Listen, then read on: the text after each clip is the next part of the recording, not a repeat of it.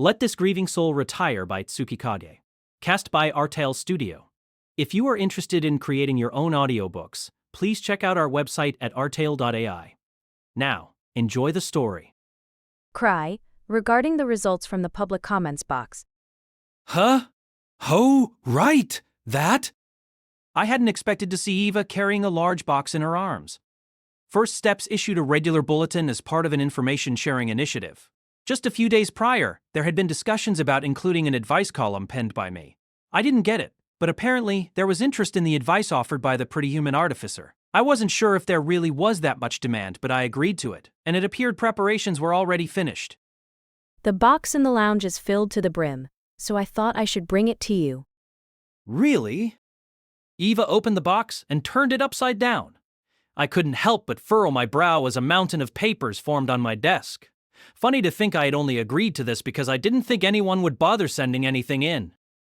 Damn, these people work fast. I wasn't a fan of the situation, but I didn't see what else I could do. I picked up a pick envelope that sat at the pile's summit. What do we have here? I adore my master. He's strong, kind, and smart. There's almost nothing to complain about except the brutality of his trials. I know it's his way of looking out for me, but I'll die sooner or later if he keeps this up. I know his intentions are good, but how can I get him to ease up? Signed, Cute Junior Hunter. Eva looked at me, baffled. So much passion and dissatisfaction were packed into that letter. I wasn't sure if this was appropriate for the public comment boxes. And who even wrote that? Tino surely wouldn't describe herself as cute. Well, let's just set this one aside. Next up, let's see. Please put people I can cut in the training rooms. Yeah, this is from Luke. He's got no shortage of dedication. This was out, obviously. On to the next one. Let's try this yellow letter. Let's see. Could you place cuttable criminals or magical creatures identical to humans in the training rooms? Luke keeps asking about it. Delicate. You're not going to agree to that? Needless to say, I wasn't. I considered who might have even submitted that letter. Our clan was filled with lunatics. Since I didn't want to think about it anymore, I moved on to the next letter. Human weakling, pull yourself together. I have cohorts constantly asking me about you, and I never know how to answer. Sir, signed, noble spirit of extreme beauty, so even in writing, she uses sir like that. I read another one. Please place booze in the lounge. Why? Everyone's always bringing in their own. And another one. Unmotivated clan members are a waste of space and should be chased out. That would give us less work, more time to hunt, and I'm sure managing weaklings is a pain in your ass. Summon Crybaby, tell me it's a great idea. No. And another one. Quit buying relics all the time. Please think of your future and save a little bit. Do you even understand how deep your debt is? Wasn't this box for, comments? I was hoping for more constructive submissions. Maybe the Predator Human Artifice would have to wait for another day. Eva shared my exasperation. It seemed a lot of people figured they might as well write something simply for the novelty. I hesitated about submitting this, but I believe something needs to be made clear. Do you favor Citri or Liz? Both have their problems. So I deeply understand your desire to avoid the issue. But I'm not sure it's right to remain so indecisive tender second. D, don't look at me. Looking at this handwriting, maybe it was Ansem, or maybe not. What a terrifying thing the public comments box had turned out to be. I declared the advice column DOA. Finally, I opened up a letter folded in two. The handwriting was lazy and reminded me of a tangle of worms. Everyone keeps disappearing without me. Where are you all going? Eliza Beck. Hell if I know. It was a beautiful day. Our vacation in Souls was over, and we had spent the past few days uneventfully rumbling along in the carriage. A refreshing breeze passed through, then for the first time in a month, I was at the gates of the Zabrudian imperial capital. Overall, I'd say it was a wonderful vacation. There was the matter of Arnold chasing us and the attack by the cave people, but that was all just a memory now. Turning all of my memories into good ones might have been my only way of responding to all the trouble I kept finding myself at the center of.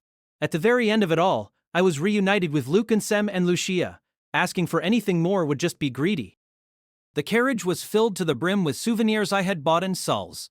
All purchases were made to aid me when I bragged to Eva and the rest of the clan about what a great time I had. It was mostly hot spring dragon man. Hot spring dragon eggs? and hot spring dragon eggs, and hot spring dragon bath products. There was also a souvenir from the princess of the cave people, according to Citri. Her name was Ryuelan. It was a pendant inlaid with a strange stone. I didn't know if it was worth anything, but there was still so much unknown about cave people. Maybe someone could tell me if it was a rare item or something. Even though our party used carriages, most of us never rode in them. It was usually only Citri, Lucia, and myself riding. And even then those two sometimes would choose to run along outside. I had been reminded of the old days when I watched Luke, Liz, and Assem, and Tino, run along the carriage as a way of getting some training in. The gates of the imperial capital were damaged, and being repaired. An imposing line of knights was outside the gates, quite unlike how it was back in Souls. Lucia had mentioned that there had been a commotion going on in the imperial capital, and it seemed it hadn't entirely settled down just yet. There's danger here. Danger there. What a dangerous place this is. Well, as far as I can tell, it doesn't seem like there's any chaos at the moment. I'm gonna take it easy and nap once I get home. I haven't seen you do anything besides taking it easy. Of course I had been taking it easy. We had been on vacation. However, no matter how much you try to relax, when you're on a trip, you can't help but be a little bit on edge. Taking it easy on a trip is a different species than that done in one's own home. After my absence, I'll have to charge all those relics. I had most of them charged, so I don't think it should be that bad. It shouldn't. Lucia looked at me like I had gone crazy. I'm sure what I said had come as a shock to her. I usually relied on her for all my charging needs, but I could manage when I needed to. Per Citri's request, Chris and the others charged my relics. They did. Lucia let out an enormous sigh. Judging by the look in her eyes, it seemed she wasn't too thrilled by this. What were you thinking, having other people charge so many relics? You shouldn't place that burden on others. They were all happy to do it. They thought of it as practice. I was pretty sure I understood what a burden it was. I hadn't planned to get all those relics charged, but Citri was a fearsome deal-maker. The glare in my sister's eyes wasn't going anywhere. And it's fine.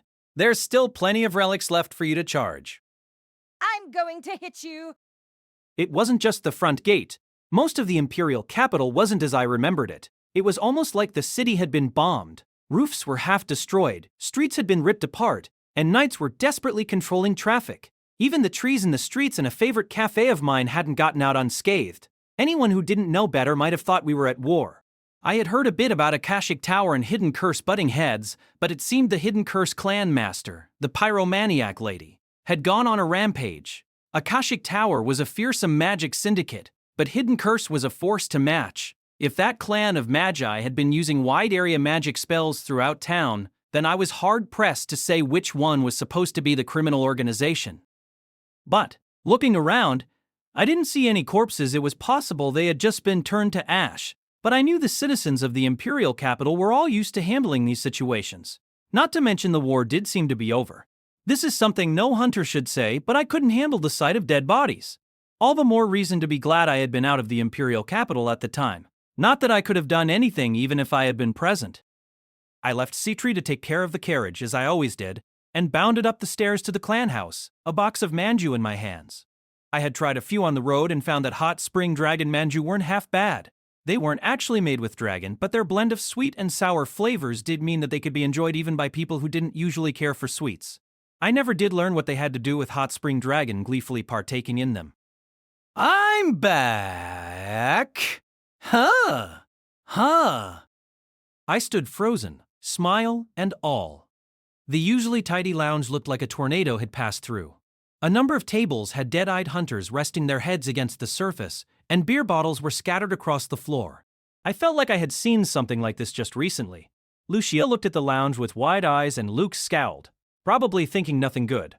To make things worse, at one table was Obsidian Cross, undeniably one of our foremost parties.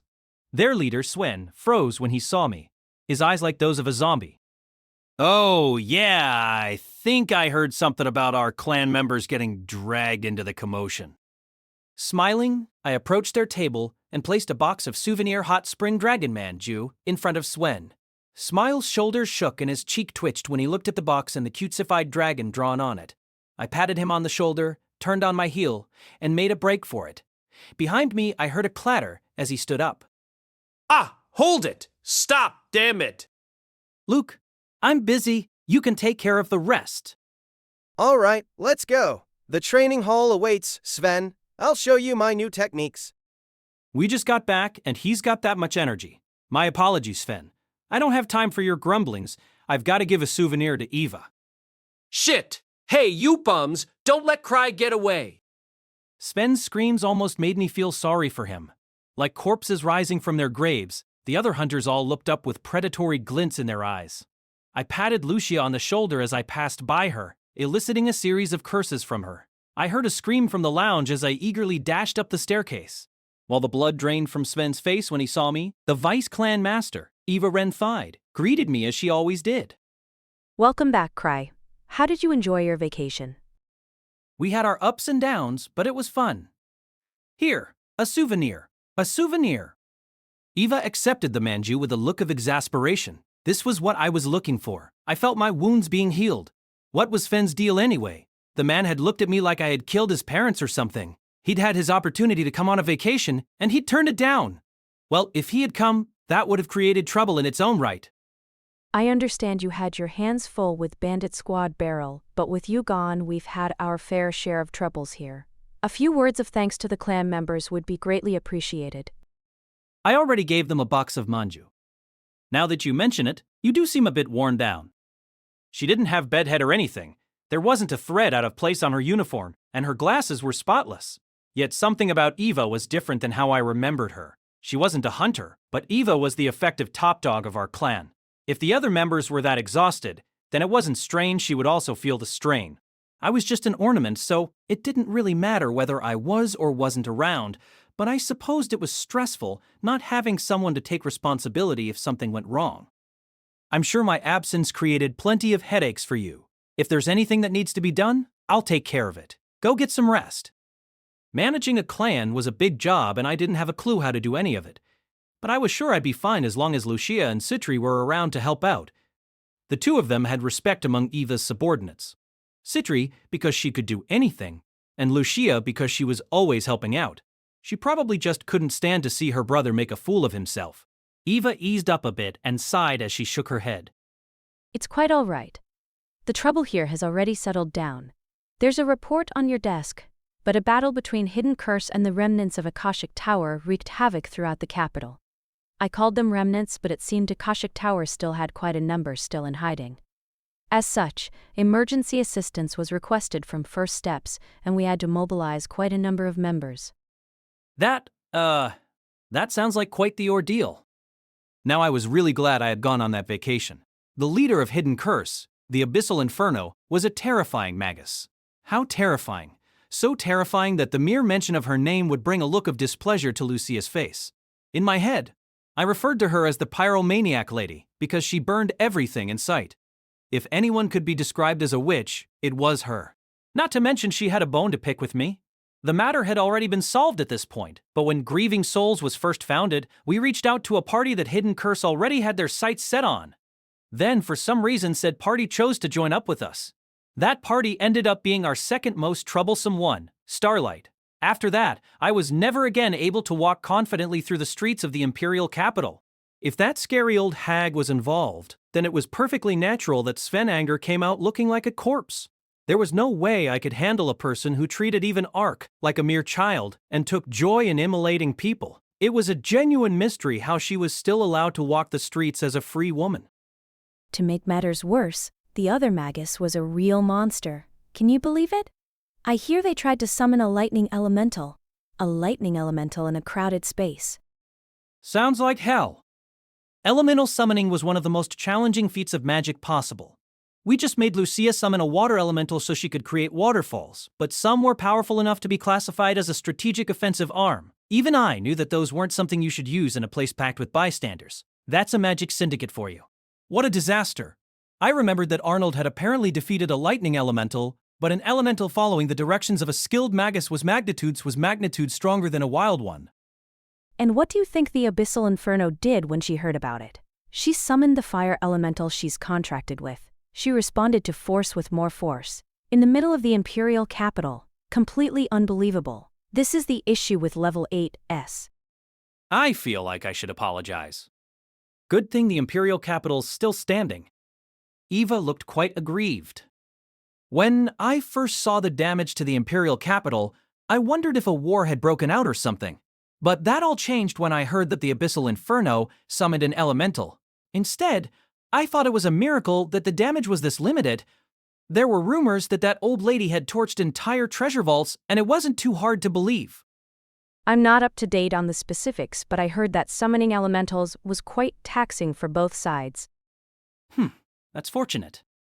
They say the lightning elemental was especially draining on its summoner, and the duel was resolved quite swiftly. I suppose we should consider ourselves lucky. Confined to Elemental summoning involved summoning an existing elemental and then commanding it. The resulting force was dependent on both the capabilities of the caster as well as the condition of the elemental. Naturally, the elemental was free to do as it pleased when it wasn't being commanded by its magus. Plus, there was a delay between when it was summoned and when it actually showed up, making it a very finicky sort of magic. There were even tales of elementals being wiped out and not showing up when their magus summoned them. Lucia, by the way, used hers for making waterfalls, so she kept her elemental in a bottle that she carried on her. That was no easy accomplishment, but she had always had a knack for training animals. She was the one who'd taught my hounding chain how to shake. But now that it was all over, this conflict was none of my business. I brushed aside the report on my desk and opened up my personal box of Hot Spring Dragon Man. It was a 20-piece box. I had purchased as many boxes as I could, so I still had around 13 left. As I stuffed my cheeks with a strawberry-flavored manu, Eva said something quite strange to me. Oh, Krai, about the gathering of the White Blade. Sorry that I missed it. But it's not like I was playing around. Eva looked at me and blinked, puzzled. Oh, no, it was put on hold. It's in 3 days. I was worried about whether or not to notify them of your absence, but now I don't have to worry about that. I can't tell you how relieved I am. City, can you even do anything if a fight breaks out suddenly? Step aside, I'm going with Cry Baby. Lizzie, you don't know the first thing about etiquette. What the hell would I need that for? A lot of things, I'd imagine. If I had to pick one of those two, I was going to go with Citri. Her dress wasn't too gaudy and looked really good on her. Sure, she wasn't going to be useful if we found ourselves in close quarters combat, but I could count on her to back me up if I made any faux pas.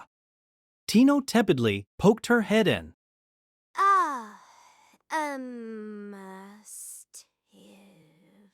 You have a mome.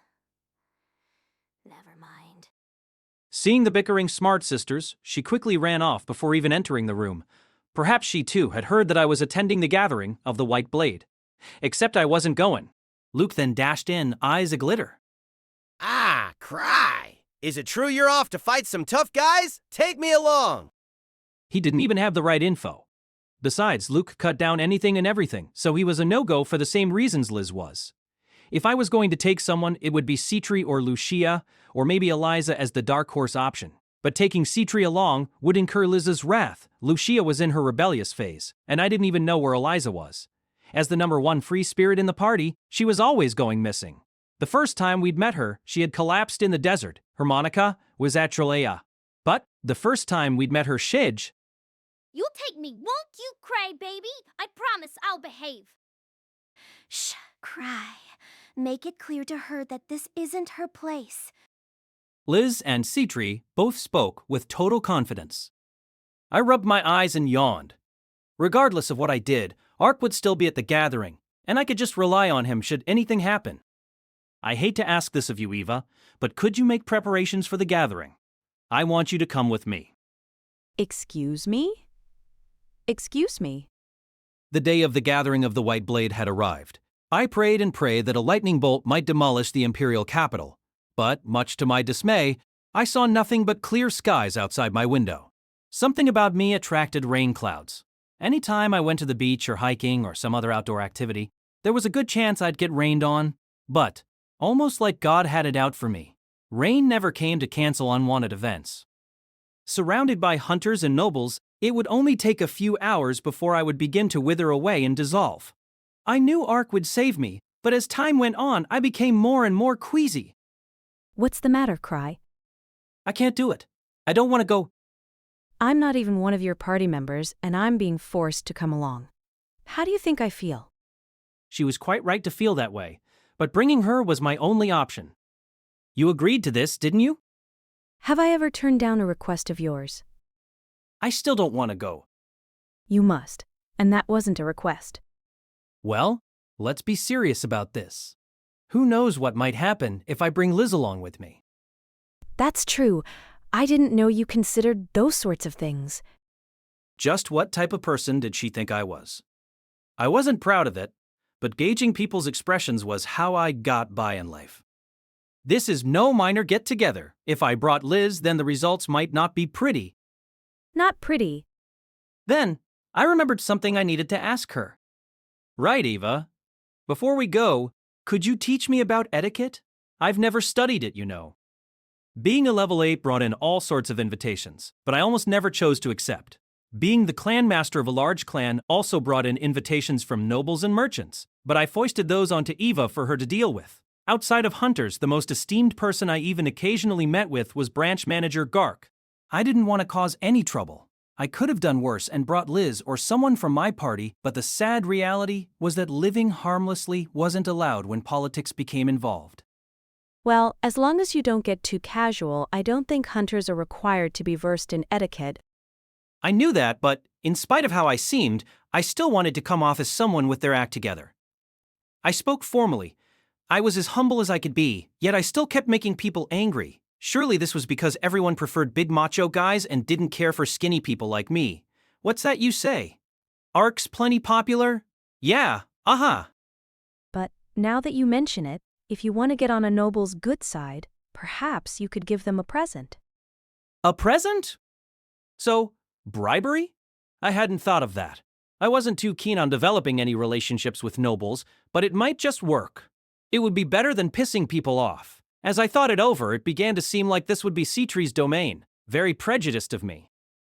It doesn't have to be something expensive. Trinkets that can only be found in high-level treasure vaults have become status symbols among the nobility. Remember, Ark recently grabbed everyone's attention when he gave someone a fermental blossom. Ah, that useless flower. What should I go with? It was a flower with transparent petals made of mana material. Some of my friends had picked them before, so I remembered it well. It certainly was pretty and otherworldly, but it didn't have any powers and wasn't stable, so the poor things couldn't survive long outside their treasure vault. In that regard, it was similar to the portraits found in castle-type treasure vaults. It wasn't an item, but rather a part of the treasure vault itself, so if you brought it out, it would dissipate in the same way a dead phantom would. Liz and Citre had once given me a bouquet of them as a present, but I never figured out a good use for it. In the end, I put it in a vase in the clan house lounge and they faded away at some point or another. I didn't get it in the slightest, but I guess I could see how their rarity made them a status symbol. It'll get people talking, so if you have something... Good grief, I'll never understand what goes on in the minds of those rich folk. What could there be? I'll give it a look. Conveniently for me, our party had just come back from Night Palace, a high-level treasure vault. They typically only brought back relics and drops from phantoms, but the grievers were prone to doing as they pleased. It was possible they had brought back something like a fermental blossom. It was a pain in the neck, but it was in the name of staying out of trouble, and so I began to look around for something that might aid me during my upcoming social call. As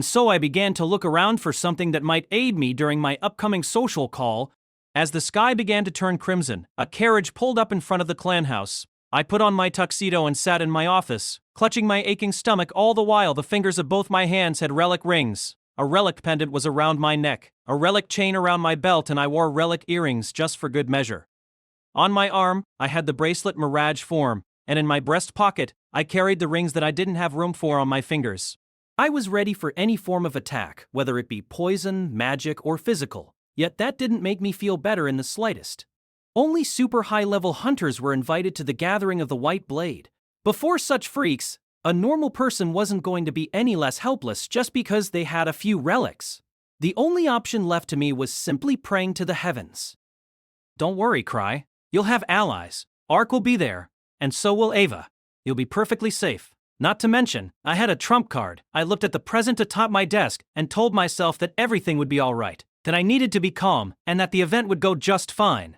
Even hunters knew to behave themselves when they were around the bigwigs of the Empire. Then, while I was mumbling to myself, the door opened. Thank you for waiting. That's quite a face you're making, Krai. What I saw momentarily caused me to forget the pain in my abdomen. Eva was in a long navy blue dress. I saw her just about every day, and even though she still wore her usual glasses and hairstyle, simply donning something besides her usual uniform made her look like a completely different person. It wasn't flashy in the slightest, but it looked quite nice on her. Unlike her usual neat uniform, the gown left much of her shoulders exposed, and her pale skin contrasted blindingly with the dark fabric. She also wore some subtle accessories, and I couldn't help but look her up and down a few times. With my childhood friends like Liz, I still continued to look at them with the same eyes as I had when we were young. But Eva was different. We were separated by only a year, yet at that moment she had an air of serene dignity. Uh-oh. This might draw some attention if I'm next to Eva. I just need to focus and not let her distract me. You look really nice, Ava. I'm already glad I invited you. My heartfelt compliment didn't elicit any blushes from Eva, just a glare. You're always leaving your duties in my hands, and you never accompany me to any events. You could have seen me like this any number of times if you just came along. Ah, ha ha ha. Hold on, your necktie is crooked. Honestly. Eva quickly stepped forward and adjusted my tie. It couldn't have been any more obvious that I wasn't used to wearing one. I noticed Eva had a very nice scent, like she had put on perfume. Once my necktie was straightened out, she took a graceful step back. At that moment, I felt extremely lucky. I wanted to take a commemorative photograph. Now, let's get going. The carriage has already arrived. You'll escort me, won't you? You bet I will. It might have been shallow of me, but I was feeling a lot better after being treated to such a nice sight. With my present in hand, we exited the clan house. Outside, a carriage with the crest of the Zabrudian Empire was waiting for us. It looked nothing like the sort of carriages used by hunters. I felt a number of gazes on us. I took Eva's hand, not completely certain if this was the right way to escort her. Once we were seated, the carriage departed. Its bouncing and rumbling were almost imperceptible. I was nervous, but because I was technically the clan master, I didn't want to do anything pathetic in front of Ava. The carriage moved along, almost as though it were flying. We approached the majestic building that symbolized the empire itself, the Emperor's Castle. The Emperor's Castle. The Emperor was hosting the event, so it was being held in his abode. Naturally, I had never entered the castle before now. I took a deep breath, calming my nerves. Eva, meanwhile, was relaxed as could be. Krai, may I ask what that box is? Oh, this? I did as you told me and brought a bribe. I thought I might as well try and leave a good impression. Our party doesn't have the best reputation, as I'm sure you know. Eva looked quite surprised, like she hadn't actually expected me to bring anything. A bribe? Be sure not to use the phrase at the gathering, all right? Is that something from Night Palace? If you have no objections, could you tell me what it is? I smiled and stroked the box. I had 0 objections. No, it's a souvenir I bought during my vacation. I couldn't find any potential gifts from treasure vaults. It wasn't anything rare, but it was still better than one of those fermental blossoms. It was delicious, and undoubtedly better than giving away nothing at all. Eva was stunned for a moment. Then she looked me straight in the eye. Stop that, you're embarrassing me. Did I hear you correctly? That's a souvenir from your trip? Are you serious? It wouldn't be a box of manju, would it? No, it's a box with a hot spring egg. They're a local delicacy of Souls and they're really good. Not to mention the hot spring dragon eggs were worth more than the hot spring dragon manju. Eva's cheek twitched and she looked at me in disbelief. Krai, aren't you nervous in the slightest? Huh? It wasn't long before we arrived at the castle. It had been some years since I first arrived in the imperial capital, but I had never seen the castle up close. Zabrudia boasted greater strength than any of the neighboring countries, and the towering castle in the center of the imperial capital symbolized its strength with its grandeur. I had seen the castle from a distance plenty of times, but I couldn't help but gulp when I found myself looking at it up close. The surrounding moat was almost as big as a lake. As we crossed the massive bridge spanning the moat, the castle in its entirety came into view. The surrounding walls were low, or rather, they looked low.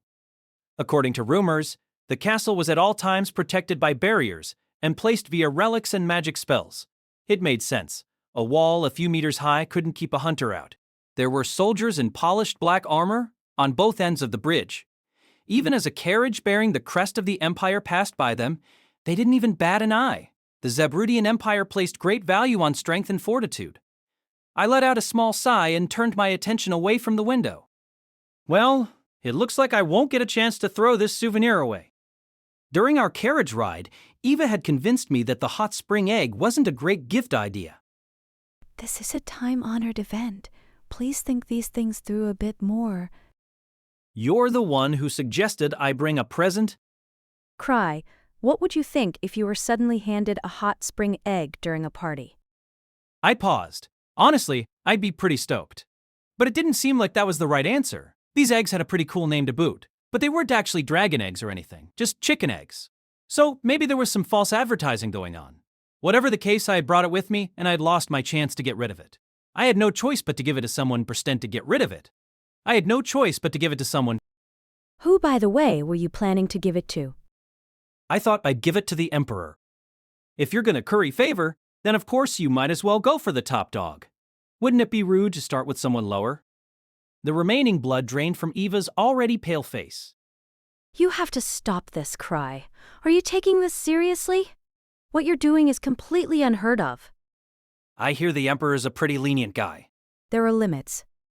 Okay, I get it. I realize what I'm doing is abnormal. Good thing I brought you along, Ava. But then I had an idea.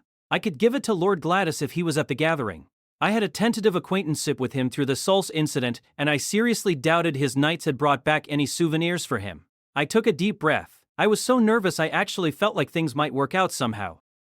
Should we be worried about the expiration date of that egg? I've got that covered. I had Lucia place a preservation spell on them. I can't tell if you do or don't know what you're doing. I don't know what I'm doing, so help me out here. If we combine your competency with mine and divide it by 2, we'll be just fine. Countless soldiers watched our carriage as it passed through the gate. Security was just as thorough as you might expect from a place like the Imperial Castle. The driver told us this was where we were to get out, and we did so, even if it made me nervous. From there, we were guided through the castle on foot. Contrary to the tales I had heard about how tight security was, we weren't patted down. I asked Eva about this as she strode through the corridor. It's tradition. At the first gathering of the White Blade, the Emperor at the time trusted the hunters and permitted them to keep their weapons. To this day, that exception is made only for the gathering. Didn't I tell you? Some hunters come in their combat gear. I see. What a bold man that Emperor must have been. Then again, isn't the current Emperor also a famous warrior? The castle had a spacious interior and a red carpet was rolled out across the corridor. Even the air felt different from the rest of the city. I wanted to look around, but I resisted the urge and did as Eva did. We weren't tourists. Eventually, I began to see nobles and hunters. The former looked haughty and the latter looked powerful, and they were in fact haughty and powerful. I was ready to go home. Unlike the black-clad soldiers outside, the guards inside wore white armor. They were probably the elites. I stood around and absent-mindedly let my eyes wander when I suddenly heard a very familiar voice. All right, here I am in the most esteemed castle in the Empire. Not half bad. Stop that! Be quiet! Do you understand what you're here for? Sure do. I'm here to cut down bad guys. So, where are they? Is it that bunch or those guys? Is it everyone here? Quit pointing. The only bad guy here is you.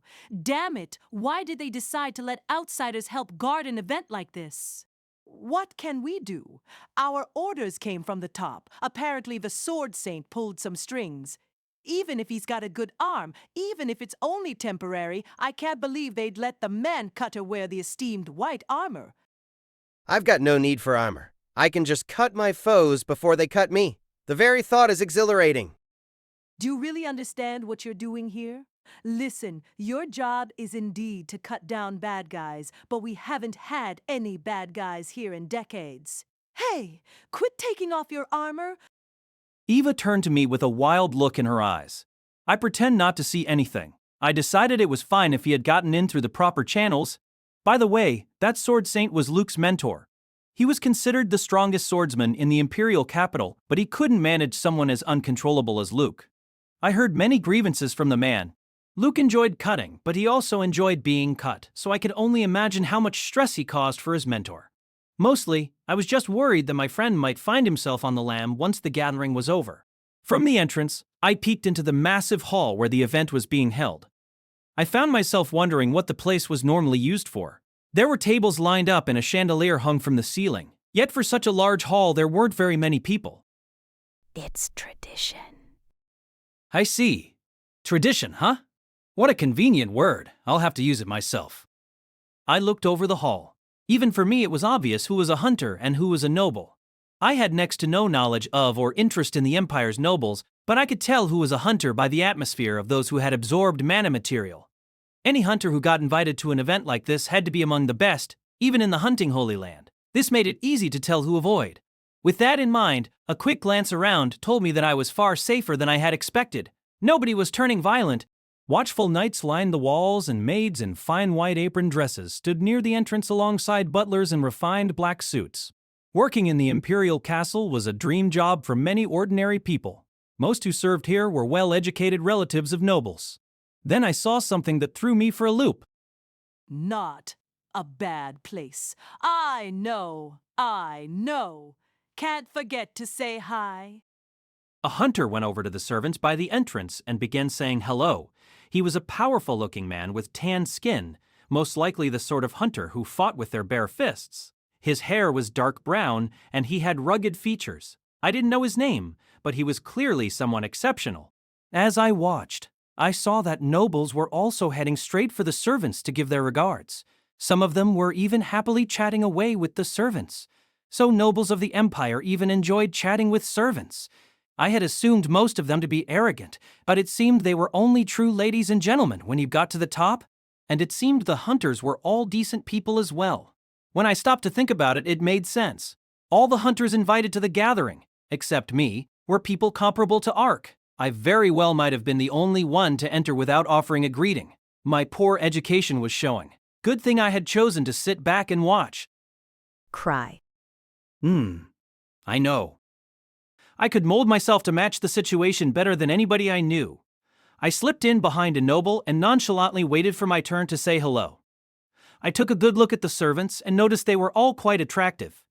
I was in the tuxedo Eva had prepared for me, so I wasn't dressed any worse than them, but they still had the advantage when it came to looks. On top of that, some of them were clearly younger than me. The most striking of them was a girl with light blue hair. She seemed younger than Tino, but the pleasant girl wore the apron dress as well as any of the other servants. I thought about how a girl her age was doing such a good job, while I was, well, me. I stood up straight and put on a smile. I had nothing to be nervous about. Eva seemed unusually tense, but I told myself to keep calm. This wasn't like dealing with hunters or nobles. These servants were supposedly aware that I didn't know a lick of manners. As Eva had said, hunters weren't expected to know much about etiquette. The servants had mellow expressions, but their eyes were serious. I noticed that for some reason the knights on guard were also looking at me strangely. I cleared my throat and tried to look as confident as I could. Thank you for having me? Krai, it's the Emperor who's hosting us. Then, what am I supposed to say? Oh, that's right. How silly of me. Forgive me for my poor education. Good evening. It's an honor to meet you. I received a number of cold glares. I knew that glare, the one that said, "Who's this bumpkin?" I cleared my throat and snapped my fingers. This was a good time to ditch my souvenir, my chance to show my humility. Right, here's a gift for the hardworking young lady. I handed the box with the hot spring dragon egg over to the maid with the light blue hair. She sounded completely bewildered, but she had nothing to worry about. I could personally vouch for the taste. Eva stood stock still. It seemed the other servants were also taken aback by my display of humility, because they all looked at me in disbelief. Don't worry, I'm uneducated, but I'm also harmless. Don't worry, it's nothing special. That's a hot spring dragon egg. They're really tasty, so you can share them with. A dragon egg? The next moment, I was surrounded by knights. It was so fast, it was almost like they had been keeping tabs on me. Still smiling, I froze as blades were pointed at me from every angle. The maid handed the box with the hot spring dragon egg to a knight, who fearfully held the box up and put his ear to it. There wasn't anything dangerous in that box. It wasn't the egg of a dragon. Hot spring dragon egg was just a product name. The contents themselves were just a chicken egg. Everyone in the hall looked at us. Eva was pale as a sheet. You there! What are you doing? Are you aware of who that is? No. Who is she? I didn't understand what was going on, but everyone else stared at me in disbelief. Eva's complexion only grew worse, but I was managing to maintain a smile. Before you was the Imperial Princess Marina Aton Zebrudia, daughter of His Imperial Majesty Roderick Aton Zebrudia. Yeah, huh? Uh-huh. I see. So that's how it is. That's a good degree more exalted than I had expected when those swords were pointed at me. This was real bad. I kept a smile affixed to my face and kicked my brain into high gear. I had thought she was awfully young and something about her had set her apart from the rest of the group. I knew the Imperial Princess would be present, but I didn't know her face. But it looked like everyone else knew. It explained why even the hunters were being so polite to her. The young lady herself was looking at me, completely stunned. I wished someone had told me about this earlier, but it was probably common knowledge. Still, wasn't she the Imperial Princess super important? Who would expect her to be mixed in among the servants? Tradition? Is this also tradition? My stomach hurts. And you brought a dragon egg? To bring such dangerous objects before Her Highness, you may be here per invitation of His Imperial Majesty, but that is no reason for you to do as you please. You don't have to get so worked up, it's all fine. Those aren't anything special, and they aren't dangerous. It wasn't a dragon egg, it was just called a hot spring dragon egg. The modifier for egg was hot spring, not dragon. Sorry, may I go to the bathroom? Krai, aren't you afraid of anything? There were blades pointed at my throat, preventing me from taking a step. Luckily, it didn't seem like the knights would kill me without provocation, but they still had a pretty low opinion of me. Getting kicked out seemed a very real possibility, except I would be all too happy if they were to do that. But it seemed just as likely that I might get arrested for defamation of the Imperial Princess, provided that was an actual crime. If that happened, I'd spend the rest of my life being hunted for being the guy who tarnished the reputation of Zebrudian hunters. WA! Some of the blades quivered slightly, and a break formed in the ring of knights. The owner of the voice was someone I had encountered about a month prior. Eclair Gladys. Unlike our last meeting, she wasn't armed and wore a frilly evening gown.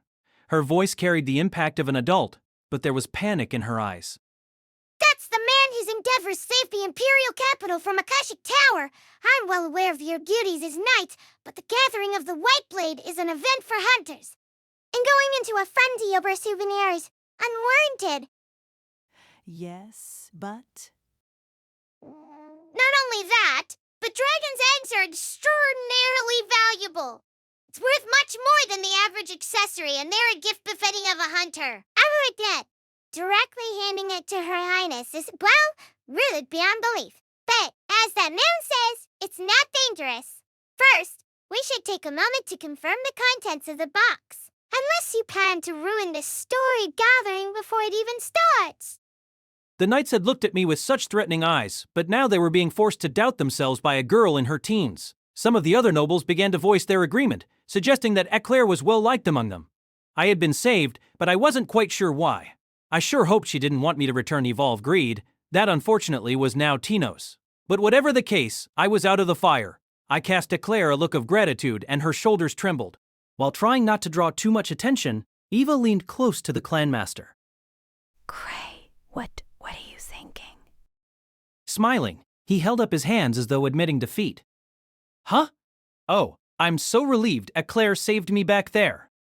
Eva gave him a look of protest, but his face suggested he didn't think he had made a single mistake. Recently he had been causing relatively little trouble, but creating headaches for Eva was what the Thousand Tricks did best. It was probably true that he hadn't made any mistakes. How could that have been a mistake? Anyone would recognize the face of the Imperial Princess. It would explain why he was so calm, even when he had been surrounded. But it was too much to bear for his companion and Vice Clan Master Eva. There was nothing she could have done back there. He had moved before she could stop him. They could have been thrown out if Eclair hadn't stepped in. Getting tossed out before the event even began was unprecedented. Similarly, Eva had never heard of anyone giving a souvenir to the Imperial Princess.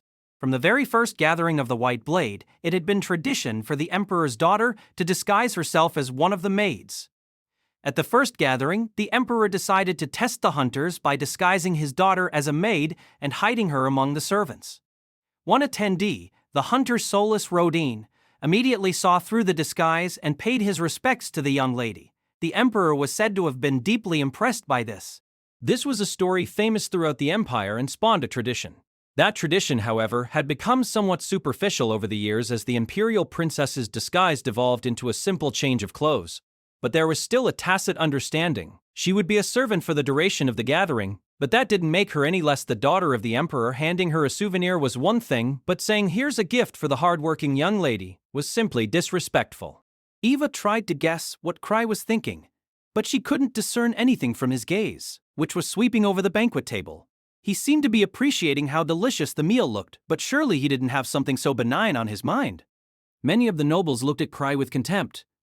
They clearly weren't fond of how he had brazenly approached the Imperial Princess and tried to curry favor. Even though that probably wasn't his intention, that was how it looked to everyone else. And Eva knew that that souvenir wasn't actually the egg of a dragon, but was just called a hot spring dragon egg. Not that she could tell what the purpose of handing them over was. I know it's far too late to say this, Krai, but I think I'm out of my depth here. Don't say that. Look, I'm pretty sure most of the people approaching us are only interested in you. As if even a rapidly growing clan like First Steps couldn't get away with causing trouble at an event like this. So many times Eva had attended functions as part of her job and wished the clan master was with her. But now that it had actually happened, she thought that maybe it was for the best that she had been alone all those times. Krai saw and understood things in a manner entirely different than she did. Thinking back, even when he had first invited Eva to join First Steps, this man's behavior was beyond audacious. Krai walked up to his savior Eclair and began chatting with her like he was bumping into an old friend. Thanks for that back there. I don't really know anything about etiquette, you see. Was it my choice of words? Eclair let out a small shriek. Think nothing of it. I've had a debt to you since the auction and from the matter with Beryl. Huh? Oh, I didn't do anything during the thing with Beryl, just like during the auction. Indeed. Eclair was proud and known for her disdain of hunters, but now she was cowering. It seemed the auction had left a considerable impression on her. There was something remarkable about the contrast between her face and Krai's grin. That man had a tendency to think everything would all work out so long as he smiled. I'd like to offer some form of thanks, but I already gave that mask to someone else. I have no need for that thing. Do what you like with it. Now, I'm rather busy, so don't bring me any more trouble. With that very reasonable request, the young lady quickly made her escape. Ah, said the man who had managed to incite fear into the famed Eclair Gladys using mere words. He blinked, an absent-minded look on his face. He turned to Ava and said, "And yet, it's not like I want to cause an uproar." It happens. It's a little late for that, Krai. You struck fear into the heart of Eclair Gladys. The nobles, the special guests, the merchants, all were thinking about how to handle the startling newcomer that was the Thousand Tricks. Sensing the multitude of eyes on them, Eva felt a renewed sense of responsibility and stood up straight. I have to do something. I need to smooth things over before Krai makes an enemy of every single person here. The hall quieted down and everyone directed their eyes towards the entrance. Krai's eyes were darting about every which way, but Eva bumped him on the arm and indicated the direction he was supposed to be looking. Through a wide-open door entered a man in a flowing dark outfit. He had blonde hair and blue eyes. He looked to be about 50, but his gaze was sharp, and his robust figure didn't suggest someone middle-aged. His clothes were simple, but not seedy, just lacking in ornaments. Most notable was his lack of a crown. Yet his impressive bearing gave him a strong presence that would shine through no matter what he wore. This man was the 15th emperor of the Zabrudian Empire, Roderick Atolm Zabrudia. The first man to recognize the arrival of the golden age of treasure hunting and bring even greater prosperity to Zabrudia. His simple attire and his lack of crown and bodyguards were also part of a tradition that went back many years. The only thing proving he was indeed the emperor was the sword at his side. Emperor Roderick looked out at the crowd. Everyone except Krai was kneeling before him. There is no need for that. Be at ease, I thank you all for coming here at my behest. Each and every one of you is a boon to the prosperity of the Zabrudian Empire. Tonight, we shall enjoy ourselves free from the restraints of stiff formalities. An applause that masked the quiet voice of the clan master. I don't know. He's a lot more ordinary than I imagined. Hearing such an absurd statement, Eva couldn't stop herself from lightly elbowing him. So began a battle, one which was supposed to be fought without swords or spells. Okay, Krai. I don't know how serious you are or aren't, but if you're at all uncertain or lost, please confide in me. If you really have to, you can rely on me entirely. Am I clear? So Eva had said, I knew I could count on her. What a good choice I had made in bringing her along. The gathering's food and drink were of the quality you might expect from an event hosted by the Emperor. That alone made me glad I chose to show up. With a wine glass in one hand, I engaged with the old men who milled about like a swarm of flies. With so many people blabbering at me, I couldn't get to Ark even when I finally found him adorned in his white tuxedo. I recognized next to none of the people who came up to me. It was clear they were big, powerful people of the Empire, and this was a choice opportunity for networking, but I wasn't interested in that in the slightest. Talking to someone even as they blatantly avoided making eye contact was a level of boldness I would never reach. I could barely understand them, when every single word they used was something lofty. I didn't know much about the state of the Empire, so I was just as lost when they tried to bring up current events. And they never said anything in clear terms, preventing me from even having a proper discussion with anyone. But I had my escapism skills, and I had Eva who knew everything about me. Whether it was a noble or merchant or whoever, I'd put on a big smile and say, yeah, it worked on these sorts of folk. Including clan relations, I leave these sorts of matters entirely to my right hand, Eva. To tell you the truth, I had to bow before the Wells Trading Company to get them to let her go. I'm hardly unbiased, but she's an exceptional person. What? The Thousand Tricks bowed before someone? Yeah, I must have talked to about 10 people, and each time I could change the subject by bringing up Eva. Everyone seemed quite interested in the pretty lady at my side. The Wells Trading Company was one of the biggest in the Empire. It was a name everyone recognized, and I was certain at least a few of their associates were at the gathering. Now, to be precise, it's not that I got them to hand over Eva. I got on my hands and knees and got a receptionist who happened to be Eva. But I guess that meant I had an eye for people. I remembered it clearly. What I said was, it can even be the receptionist. Just give me someone. The old men, I didn't know any of their names, all looked at Eva with wide eyes. Her eyes darted about as the blood drained from her face. Indeed. And now, Krai, please, that's enough. I'm not exaggerating when I say my current success is thanks to her talents. It's why I had her accompany me to such a significant event. She's done so much for our clan and for me as a person, and don't even think that I might part ways with her. The delicious wine had loosened my tongue. I was so busy chatting, I never had the chance to grab some food, and that made it all the easier for the wine to flow through me. Please, don't jump to conclusions. She's not my lover or anything. If anyone's in love, it's me. I felt my foot being stepped on, causing me to gasp. The bigwigs all looked slightly taken aback. Please forgive us. It appears the CM has had a bit too much to drink. I knew this voice. It was the voice she made when she was angry. All I was trying to do was secure Eva's future. My apologies, that was just a joke. Oh, Eva, only you've ever inflicted damage on me. Even in treasure vaults, I've never been harmed. Is that another joke? No, I'm serious. I knitted my brow and rubbed the useless safety rings on my fingers. The old men finally lost their cajoling smiles and looked at us in confusion. Just then, Citri flitted past me. She was in the same dress she had shown me the day before. Huh? Why Citri here? Why Citri here? I don't know. No doubt it was indeed Citri. I would never mistake someone else for her. Crossing my arms and trying to seem composed, I began to think it over. Is everyone here? I thought security was supposed to be pretty tight. How could they have? A tan arm reached out from under a nearby table. It poked me in the leg, so I handed it my wine glass and the arm receded. It seemed the tablecloth made for good cover. Master, this isn't a crime, is it? Eva looked completely bewildered. I smiled and did my damnedest to pretend I hadn't seen anything. Tino and Liz are here without permission. I'm 100% certain of it. Krai, what do you intend to do about them? They've always followed me, no matter where I go. I think this is a bit more serious than some tag-along friends.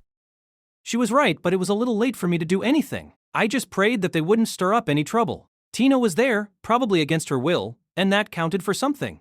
Just in case, I checked for the other members. With his size, Ansem would be easy to spot. While he did have the means to make himself smaller, he didn't seem like the type to misuse that power. As far as I could tell, Lucia wasn't there either. But Gark was there. As usual, a tuxedo didn't suit him in the slightest. The Emperor was extraordinarily popular. Surrounded by hunters and nobles alike, the man didn't even glance my way. Eva didn't seem too happy, but I was starting to relax a bit. That battle she was so worried about must have been just a rumor. When are you going to give your regards to the Emperor? I wasn't planning on it. You have to! What are you thinking? I was thinking that I didn't want to talk to the Emperor. I wasn't planning on trying to make friends in high places or anything. If I really had to get in line, then fine. But if paying my respects was optional, then I was ready to sneak out and head home.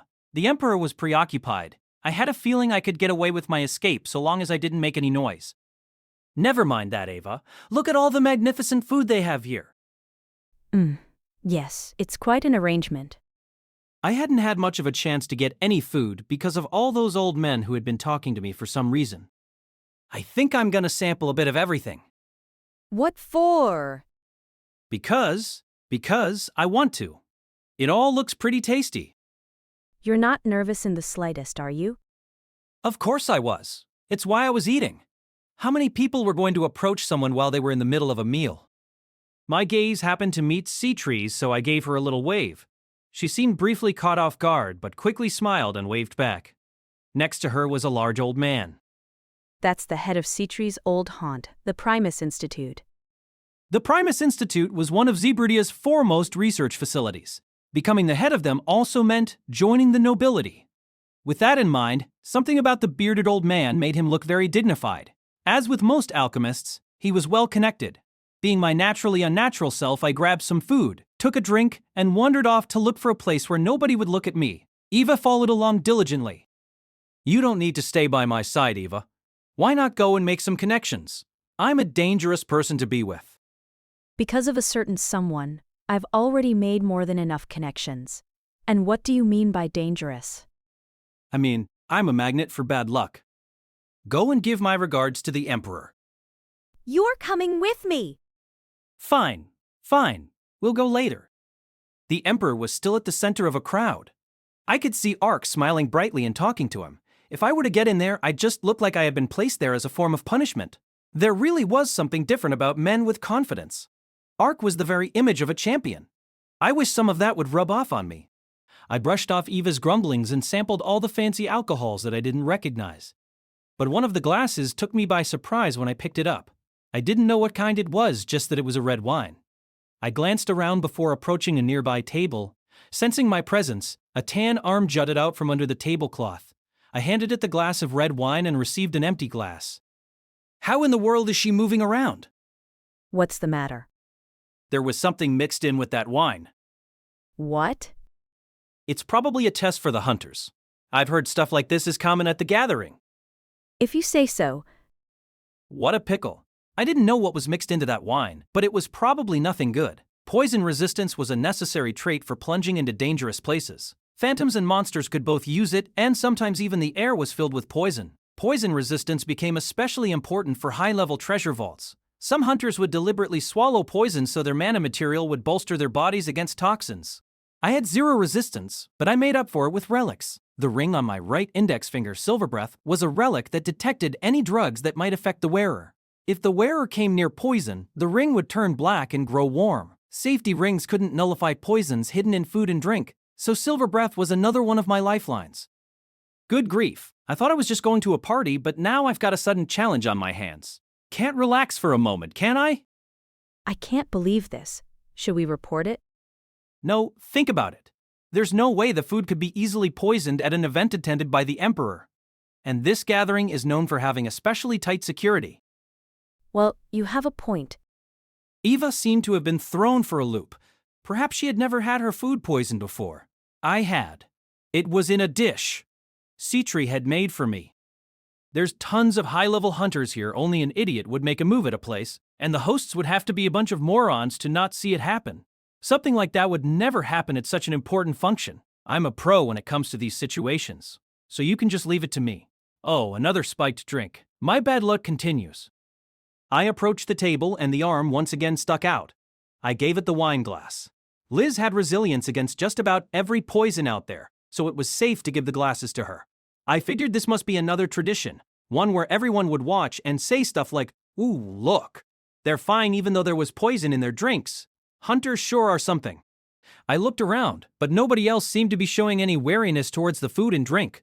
Maybe they were just hiding their wariness. Maybe they all had poison resistance. Or maybe the hosts were paying close attention to ensure that only hunters drank the poisoned refreshments. Either way, causing a fuss would draw attention and be crass.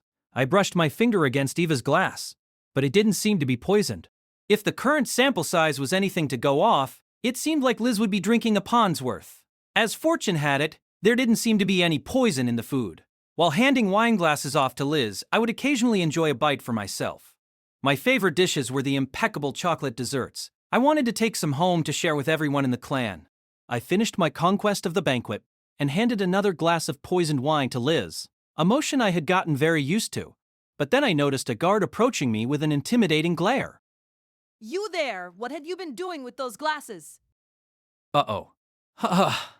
After passing so many glasses off without getting noticed, I had begun to let my guard down. Apparently, I had been seen. What was I to do? Nothing. Now, why don't you get back to doing your job? Panicking, I said something quite useless, causing the guard's already grave expression to turn downright terrifying. Quiet! Hey! There's someone under this table! Eva became pale as a ghost. Before I could get a chance to flee, the knights surrounded the table. The hunters, special guests, the Emperor himself, everyone looked to see what was going on. I was gonna barf. Now that it had come to this, I did what I had to, and tried to cause a diversion so Liz could escape. Making a split-second judgment call, I pointed in a random direction and yelled, "Ah, what's that?" My bluff couldn't have been more obvious, but everyone simultaneously looked where I was pointing. Following their example, I too looked in that direction. And what I saw surprised me. Right where my finger was indicating, near the ceiling directly above the Emperor, was an upside-down top half of a person. Their face was hidden by a deep blue mask modeled after a fox. The fox mask person looked at me and paused, but dropped down when they realized they had been seen. As they lowered to the ground, their bottom half eerily materialized. They were headed straight for the Emperor. People began to yell, and one noble lady let out an ear-splitting shriek. Huh. What even is this event? Is this another tradition? I was pretty sure I was the only one who was entirely out of the loop. Then, a crimson breeze brushed past me. It was Liz. Even in her red dress, she wore her relic boots. She ran up, maybe trampled is a better word, the back of the knight who had been questioning me a moment ago, then leapt into the air. Apex Roots was a relic that let its wearer take one step on thin air. It wasn't a particularly powerful relic, but Liz was more fleet-footed than anyone, and she knew how to make the best possible use of that one step.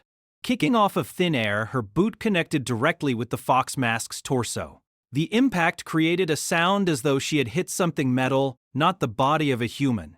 Fox Mask's body bent at a 90-degree angle and flew back. Intruder. An intruder? A real one? Nobody was prepared for an attacker, but nonetheless, the hunters began to move.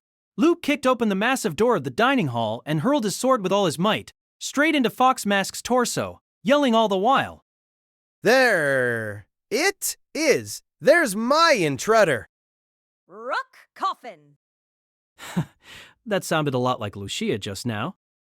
Flying boulders stuck to Fox Mask's body, entrapping them in a tower of stone. Then I noticed a Sem, tall enough to force me to crane my neck. With a loud grunt, he swung his fist in a wide arc, bringing it down on the rocks. The hall shook, and the screams were drowned out by his large fist as it pulverized the tower of stone. Ark and the other hunters were ready for combat, but Grieving Souls was just too quick on the draw. I turned around and saw Lucia disguised as a maid and sighing as she pressed her temples.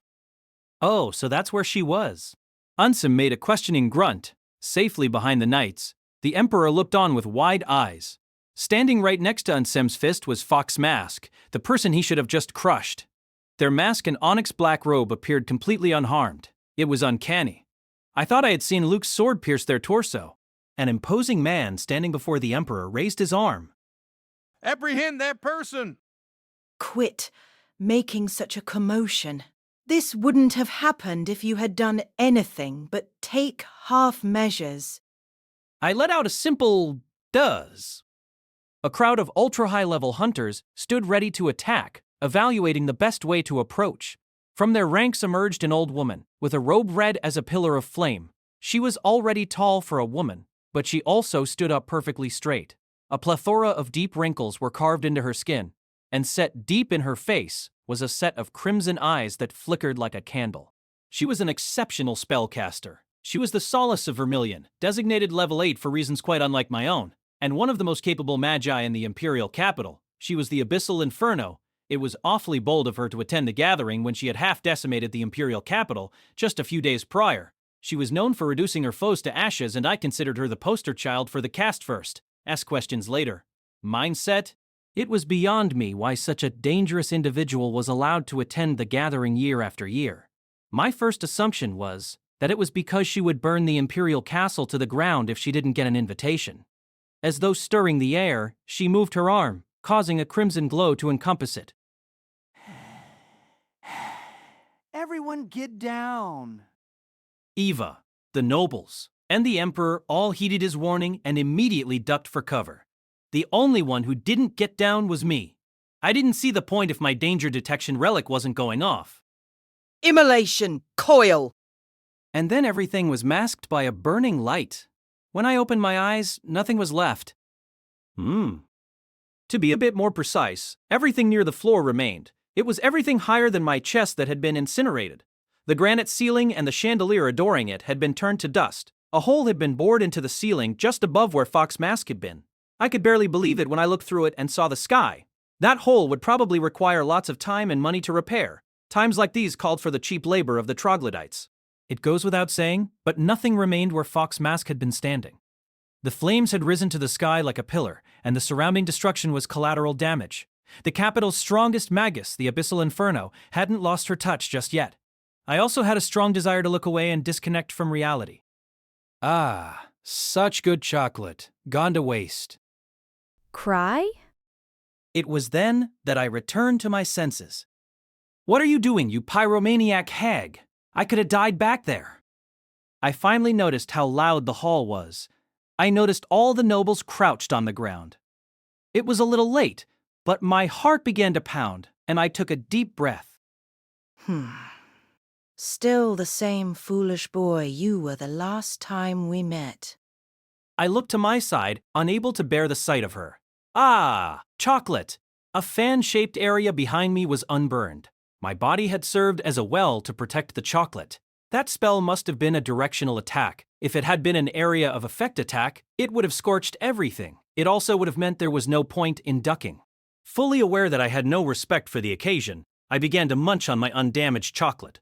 Everyone looked at me with disbelief. I felt like I had to say something. Gotta say something. Something that'll calm down this ill-tempered old lady. You missed a spot. Wouldn't have happened with just a bit more firepower. While still covering Kaina with his body, Gark looked at me with an extraordinary expression. Citri was looking at me incredulously. Just as an uncomfortable silence took over, the Emperor clapped his hands. We've had a petty interloper. Unfortunately, I'm afraid tonight's gathering will have to end here.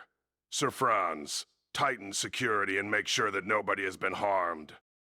Ah, it's over? What a relief. Well, it'd be weird if it wasn't over after all that. That was too much for one evening. I was ready to head back to the clan house and hit the hay. But a glance from the Emperor, the first time he looked at me that evening, cut me off. 1,000 tricks. No, all of Grieving Souls, I'd like to have a word with you and the Abyssal Inferno. I couldn't say the feeling was mutual. I slumped my shoulders and the pyromaniac old lady snorted. We left the hole that the evildoer, the abyssal inferno, had rendered useless. Everyone relevant to the situation had been assembled. There was the Emperor and his people, along with Gark, Eva, Lucia, Luke, Liz, Ansem, and the exceptionally destructive abyssal inferno. Somehow our dear friend Citri had slipped out. Sure, she hadn't been involved, but it seemed unlike her to not come along with us. Normally, I'd be ready to barf, but this time I was pretty relaxed and managed a calm smile. That was because the abyssal inferno was with us. Compared to her disregard for the safety of nobles and the damage she did to the castle, I was free of blame. A man next to the Emperor looked at me. He had an ornate coat that was unlike what the other knights had worn. His dark blonde hair and blue eyes gave him a sort of masculine beauty. The Emperor had called him Sir Franz, but I wondered if he might be a noble. Now then, first let's get the facts straight. 1,000 tricks, just what was that back there? I didn't answer. I couldn't answer. I was just as much in the dark as everyone else was. At first, I had assumed it to be part of the festivities. I looked at Eva, then my party members, but nobody came to help me out. Tradition? Franz looked at me with wide eyes and a vein on his forehead bulged. I was the master of getting told off, so I could tell he was moments away from getting angry. I had to be careful what I said. It appears that wasn't the right way to put it. Allow me to rephrase the question. Why were your party members there? That was another question on my mind. I felt a pain in my gut, but I couldn't give answers I didn't have. I came here because I heard I could cut people.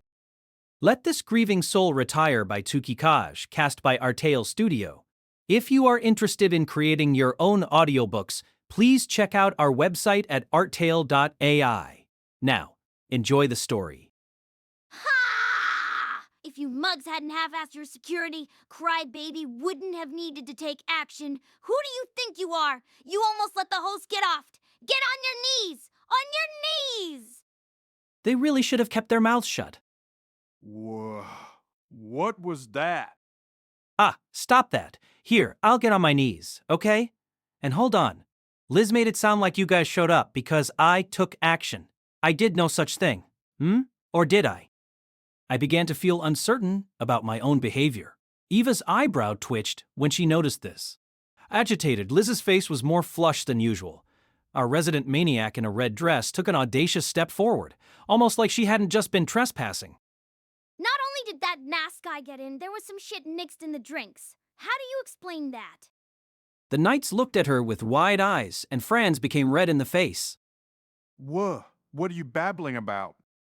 Now, that's enough, Liz. You shouldn't complain about the refreshments when you weren't even invited. Really? Still?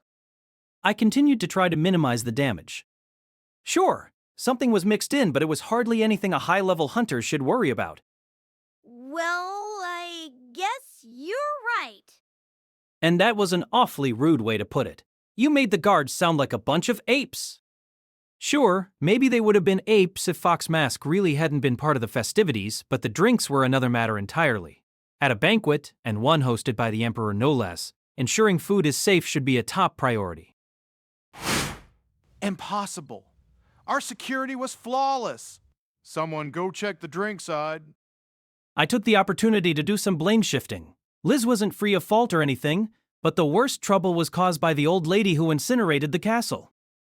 Ah, but the Abyssal Inferno destroyed all the evidence. She also burned up the intruder. Even if she hadn't blown apart the whole ceiling, I'd still say she went a bit overboard. Hee. Nice try. I didn't burn the intruder. I didn't burn the intruder. Could you repeat that? The high-powered, castle-wrecking pyromaniac snorted with dissatisfaction. Cut the act already, boy. You noticed it, didn't you? I couldn't detect the scent of a scorched body. That intruder was really something. The scent of a scorched body. Holy shit. You're right. Striking that intruder felt strange. Considering he had thrown his sword, I'm not sure what he possibly could have felt. Everyone else began to chime in with agreement. Yeah, they were sorta weird. My spells did indeed feel less effective. Yeah, If Ansem and Lucia were nodding along, then I figured it was safe for me to do the same. Not that I could at all understand the instincts of talented people like them. They had no presence. I don't know what sort of tricks they were using, but things would have turned ugly if the boy hadn't been there. If I wasn't mistaken, I caught some hints of recognition. Me? I've never seen that guy before? I wasn't talking about you, boy. Oops. The Emperor and his knights all gave me frigid glares. I was so used to everyone assuming I knew something, I just refused without thinking. But did I remember anything? A fox mask. A fox mask. WL, there was a treasure vault with phantoms like that. In the meantime, I gave a half raise and offered my opinion. I'd just like to say I think the blame rests with the Abyssal Inferno for scorching the castle. It's all her fault. She glared at me with wild eyes. I wasn't too keen on making an enemy of a high-level hunter, but I wanted to draw attention from my friends trespassing. My hands were tied. After working up the courage to offer my opinion, Franz ignored it entirely. Setting aside the matter of the intruder, it's unthinkable that the refreshments were poisoned. Our security was without lapse. Yeah, I thought the same thing until, wait a minute. A wild idea had entered my head. Silver Breath was a relic that detected any drugs that might affect the wearer. However, the wearer's own resistances affected which substances were detected, and my resistances were below even that of a normal civilian. They were sub-zero. In other words, perhaps the relic had alerted me to something that wasn't hazardous to a normal person. It was possible. If nothing else, it seemed more likely than poisoned alcohol slipping past the tight security. Only drinks had been poisoned, so perhaps the ring had identified strong booze as something dangerous. It lined up with the fact that everyone else had been drinking away just fine. But if I voiced any of this, there would be no taking it back. My heart began to pound when I saw the grave expressions of Franz and the other knights. Well, it's possible all the poison drinks were destroyed by the fire. It's also possible that it was a poison meant only for me. You've done nothing but make hollow jests. Do you understand what it means if nothing's detected in those drinks? That'll be pretty good in its own right. Quiet! It means you'll have sullied the reputation of the gathering of the White Blade. Possibly because of a calcium deficiency. Possibly because of his loyalty to the Emperor. Franz had a really overwhelming presence. But then, I remembered something. Liz had also said the drinks were poisoned. Was I right after all? Maybe not. She was all too willing to go along with anything I said. After a painful wait, a knight returned. He was pale as a ghost. After investigating a sample of the refreshments, we have confirmed the presence of a poisonous substance.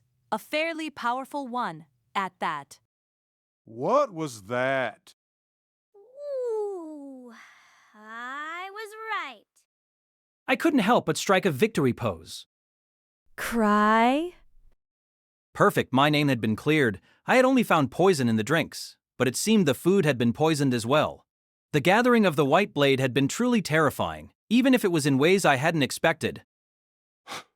Well, that settles it. Franz, make this part of your investigation of the intruder. Your Imperial Majesty, allow us to assist in any way we can. The Emperor glanced at both me and the Abyssal Inferno. Sure, I was technically a member of the Explorers Association, but I didn't plan on doing anything. All I could do was sigh. Something told me I was about to get dragged into something strange again. By the time our interrogation-like conversation was over, it was the middle of the night. Because I truly and genuinely knew absolutely nothing, I had hated every moment of it. Even if my bad luck had made me used to those sorts of situations, I wasn't immune to them. It seems the Empire has an idea of what might have happened. To hell with them! They're turning their incompetency into our problem. Now, just think of this as a chance to put the Empire in our debt. Lucan and Sem hadn't joined us and were instead helping the Night Watch. Patrolling the half-wrecked tassel was being entrusted to high-level hunters for the night. Franz hadn't wanted my help, so I hadn't been invited. He may have shouted at me a lot, but I had a feeling I would grow to like the man. I prayed that he would continue to not offer me work. Oh yeah, Liz. How did you get into the gathering? Weren't there lots of guards? Liz blinked and glanced at Lucia, who remained silent. I looked at my sister, and she avoided making eye contact. So you had magic support? I see. And why were you so determined to get in? They had done this while I had been looking for any reason not to go. If only we could have traded places. But then something occurred to me. Come to think of it, where's Tino? I don't know. Liz had been the one to drag Tino along, and now she was casting aside any responsibility for the girl. So I turned to Lucia. How about you, Lucy? Do you know anything?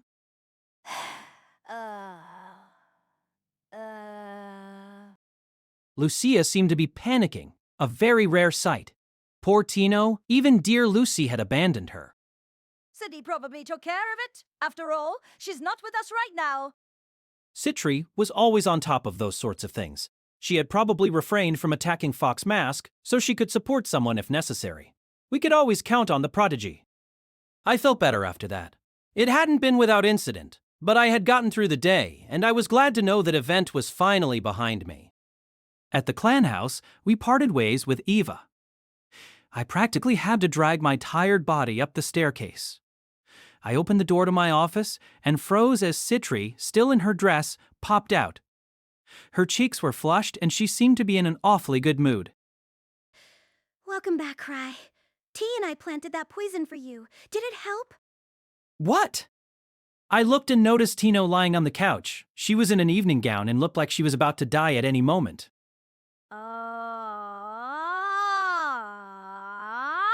I thought something was up back there. 'Cause all that wine Krai baby handed me, that had been drugged, not poisoned.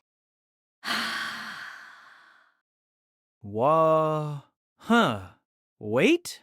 So in other words, what happened? There wasn't anything in the remaining food, and I thought that didn't bode well. Then I saw an opportunity. I'm a criminal. I'm sorry. I'm sorry. I'm sorry. I'm sorry. I'm sorry. I'm sorry. Master, my hands, they're dirty.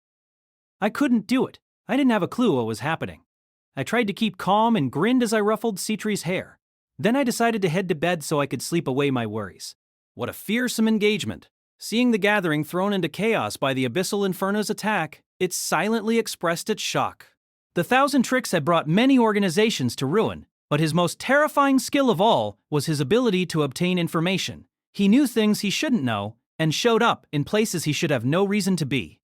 He was elusive and capable of preterhuman artifice, his poker face flawless. Even for a high-level treasure hunter, he was exceptional. And he was much harder to handle than someone who possessed simple strength. How had he detected the intruder? Even though it had personally witnessed the gathering, the questions far outnumbered the answers. The intruder had no presence. They made no sound, had no body heat. None of the castle's sensors had detected them. Yet, the moment they appeared, they were given away. The Thousand Tricks hadn't shown the slightest sign that he knew something might happen. Well, there was the matter with the drug. It had been randomly distributed. Yet the Thousand Tricks had found each and every spiked drink. He hadn't used magic, yet he still seemed to have known exactly where to look. Those drinks were meant to cause the gathering to devolve into mayhem, but the allies of the Thousand Tricks downed them all. How fascinating. It was all incoherent and defied comprehension, but the results were clear enough. To challenge a preterhuman artificer with intrigue would be foolish, which meant their only remaining course of action was to simply continue attacking, to gain the advantage through force that no amount of genius could contend with. That was what villains were best suited for. What a convenient twist that the Thousand Tricks had given them such a choice opportunity to strike. He had given the Imperial Princess a dragon egg, a gift both valuable but also very dangerous. Dragons ranked as one of the strongest beings in the land. The riches they hoarded and the eggs they laid were worth a fortune, but to obtain them was to incur a dragon's wrath. Dragons offered no forgiveness to pilfers. Some legends even describe countries being decimated because they harbored a dragon egg. Of course, the Thousand Tricks had surely already slain the dragon from which he had stolen that egg. But just how might the nobility feel if their empire was attacked by a dragon? Thousand Tricks, that generous gift of yours will be the undoing of those you protect. I'll consider you my rival. The carpet? Its attack power was just as low as mine, but it surpassed me when it came to defenses. I jumped at the shadowboxing carpet and grabbed its body. All of a sudden, I felt myself being lifted off the ground. It was all I could do to merely hang on while my world spun and the carpet zigzagged through the air. Despite the weight I added to it, the carpet flew at an incredible speed. Even among relics, some were more capable than others.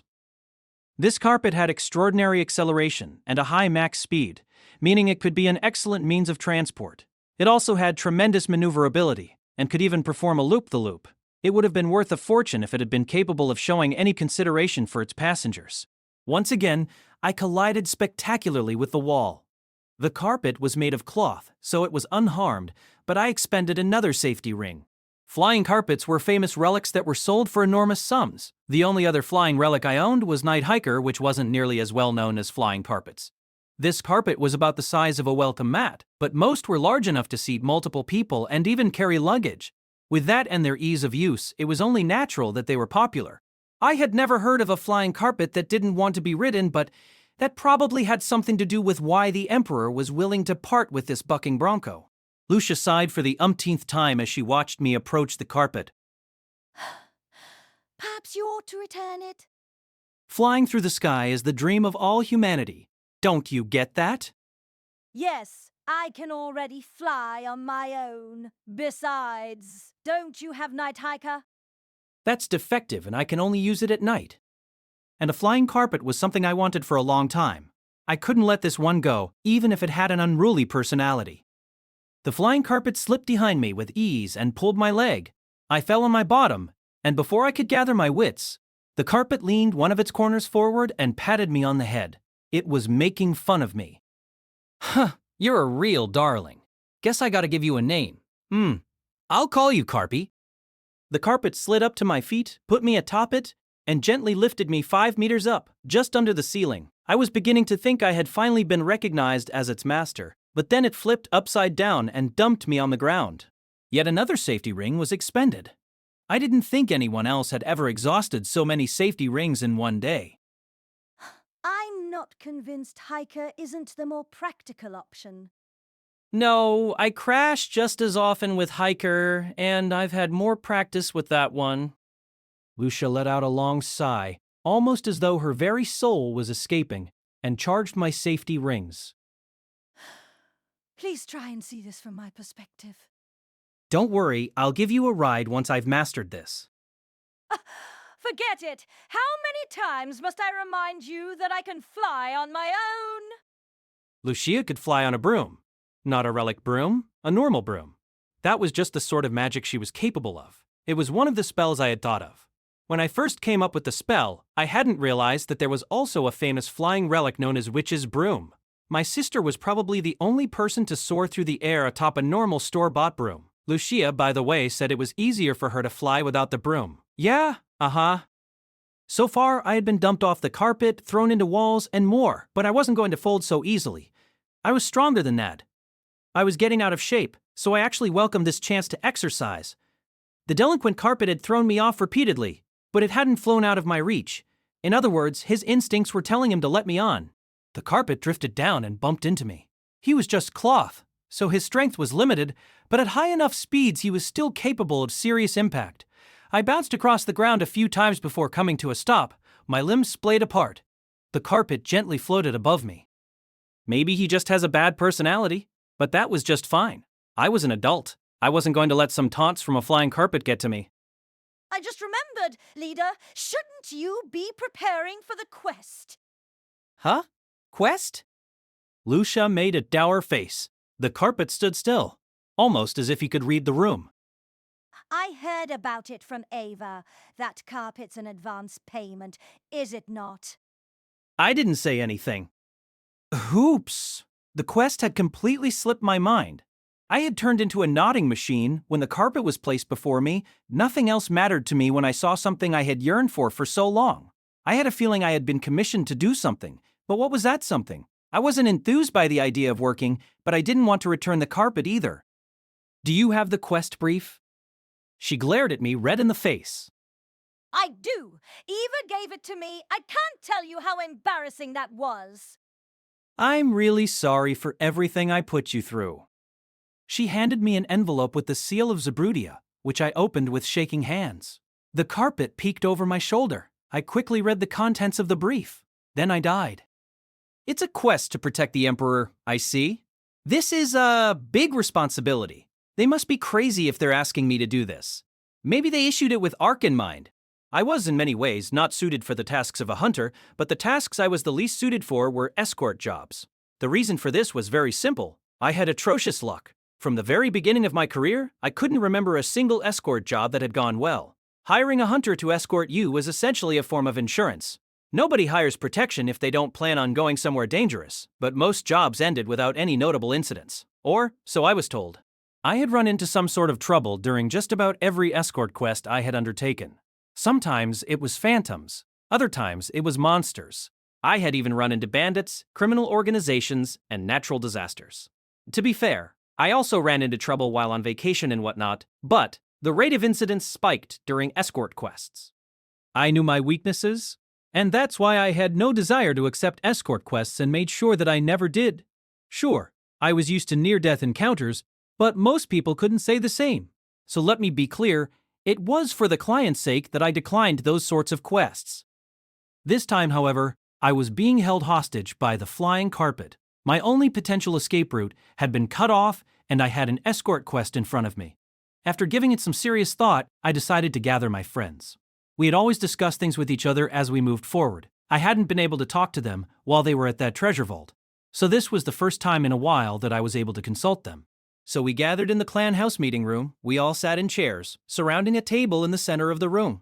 We had a man who was one of the foremost swordsmen in the imperial capital and an apprentice to the sword St. Luke's sickle, the Protean sword, the thief who could move faster than her shadow, Liz Smart, the stifled shadow, our prodigious alchemist who was both the brains of our party and managed our resources, Citri Smart, the party's lifeline, the renowned paladin who both protected and healed us, and Sem Smart, the girl who could use any variety of magic and charge my relics for me. That was Lucia. And our guests who we had for some reason, Tino and Eva. Now then, it's time to begin the 35th Grieving Souls Conference. Whoa! Yeah! Woo! Woo! Carry baby's the best! Master is God. Eliza's once again nowhere to be found. I saw her yesterday, but Ellie's a free spirit. Nothing strange about that. One of Eliza's conditions for joining Grieving Souls was that we respect her freedom. I had already given away the souvenirs I had bought for her, and it seemed she was fine, so I wasn't worried. Citri then took over as host, just like she always did. Today's meeting is being held in order to discuss the quest, Defense of His Imperial Majesty, which was issued after the recent gathering of the White Blade. As you are all aware, once a year the Emperor of the Zebrutian Empire meets with the leaders of other nearby countries. This duty has previously been entrusted to the Zero Order, but this year they have requested the aid of the 1,000 Tricks.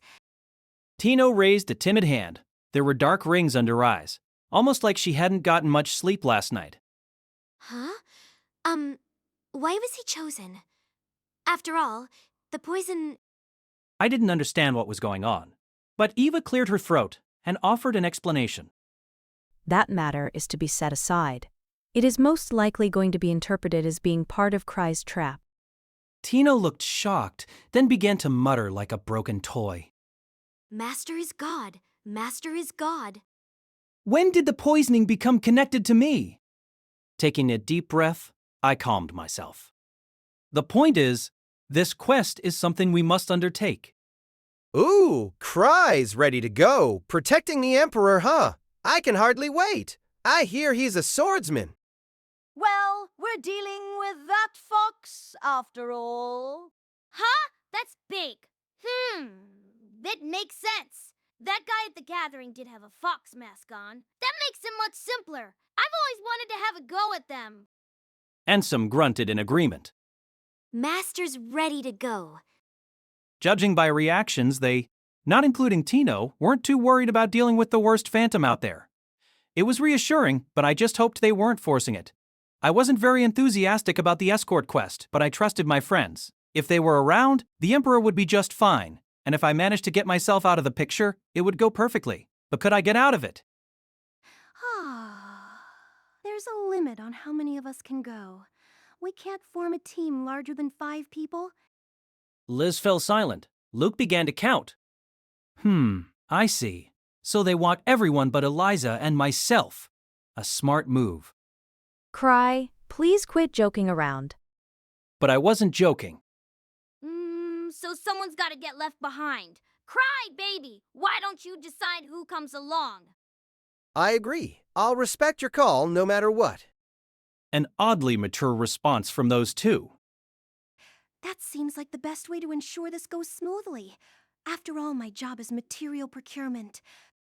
Who to pick? For starters, Luke and Liz were too dangerous, so they were out. If Liz was out, then I couldn't bring Citri without creating a mess. What a conundrum. I thought it over for a minute before nodding to myself. All right, it'll be Ark, Eva, Lucia, and myself. Huh?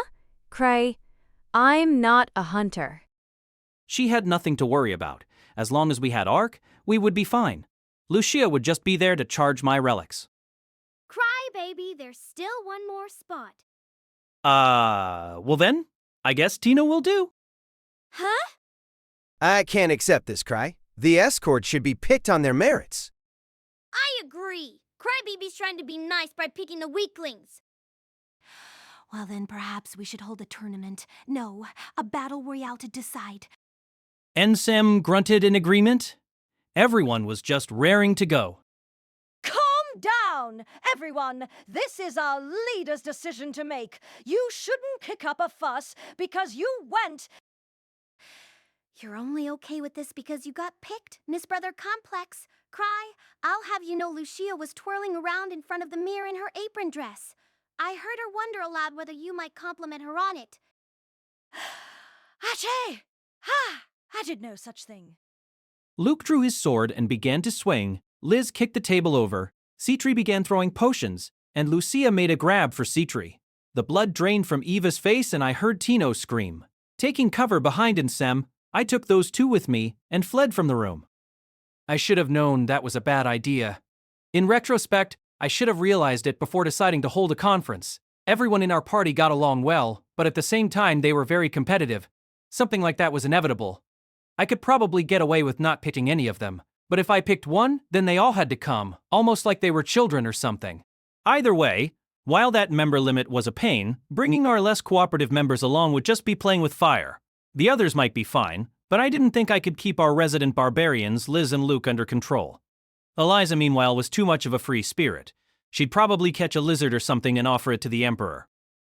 I would assume the member limit is to keep a proper ratio of hunters, nobles, and the Imperial Guard. The Empire and the Imperial Guard have their own appearances to keep up. In fact, you and your party are probably going to be secondary to the Imperial Guard. Master, this is, too much for me to handle. You were joking, right? Don't worry, that was a joke, a prank even. If I brought you and left Liz behind, your days would be numbered. But Eva had a point. We were going to be secondary to the Imperial Guards, nothing more. It made perfect sense. I started to think that I had been letting my nerves get the better of me, and then I had a revelation. A smile formed on my face before I even realized it. First Steps was a massive clan and had plenty of connections. I may have been a wimp, but I was the highest level of anyone my age and the leader of a famous party. I was especially well connected among hunters. I could just gather up 5 who were strong, high level, and reliable. Hunters were generally too proud to decline a quest from the Emperor. And in the extremely unlikely, event the Emperor did get assassinated, the blame would be dispersed among all of us. I would make the dream team. I'd call it Operation 5-Star Wall Spaghetti. Naturally, Ark would be included. Man, I'm on fire today. What are you smiling for? I'd also make Gark part of the team. He had once been a hunter and I was sure he was still strong and reliable.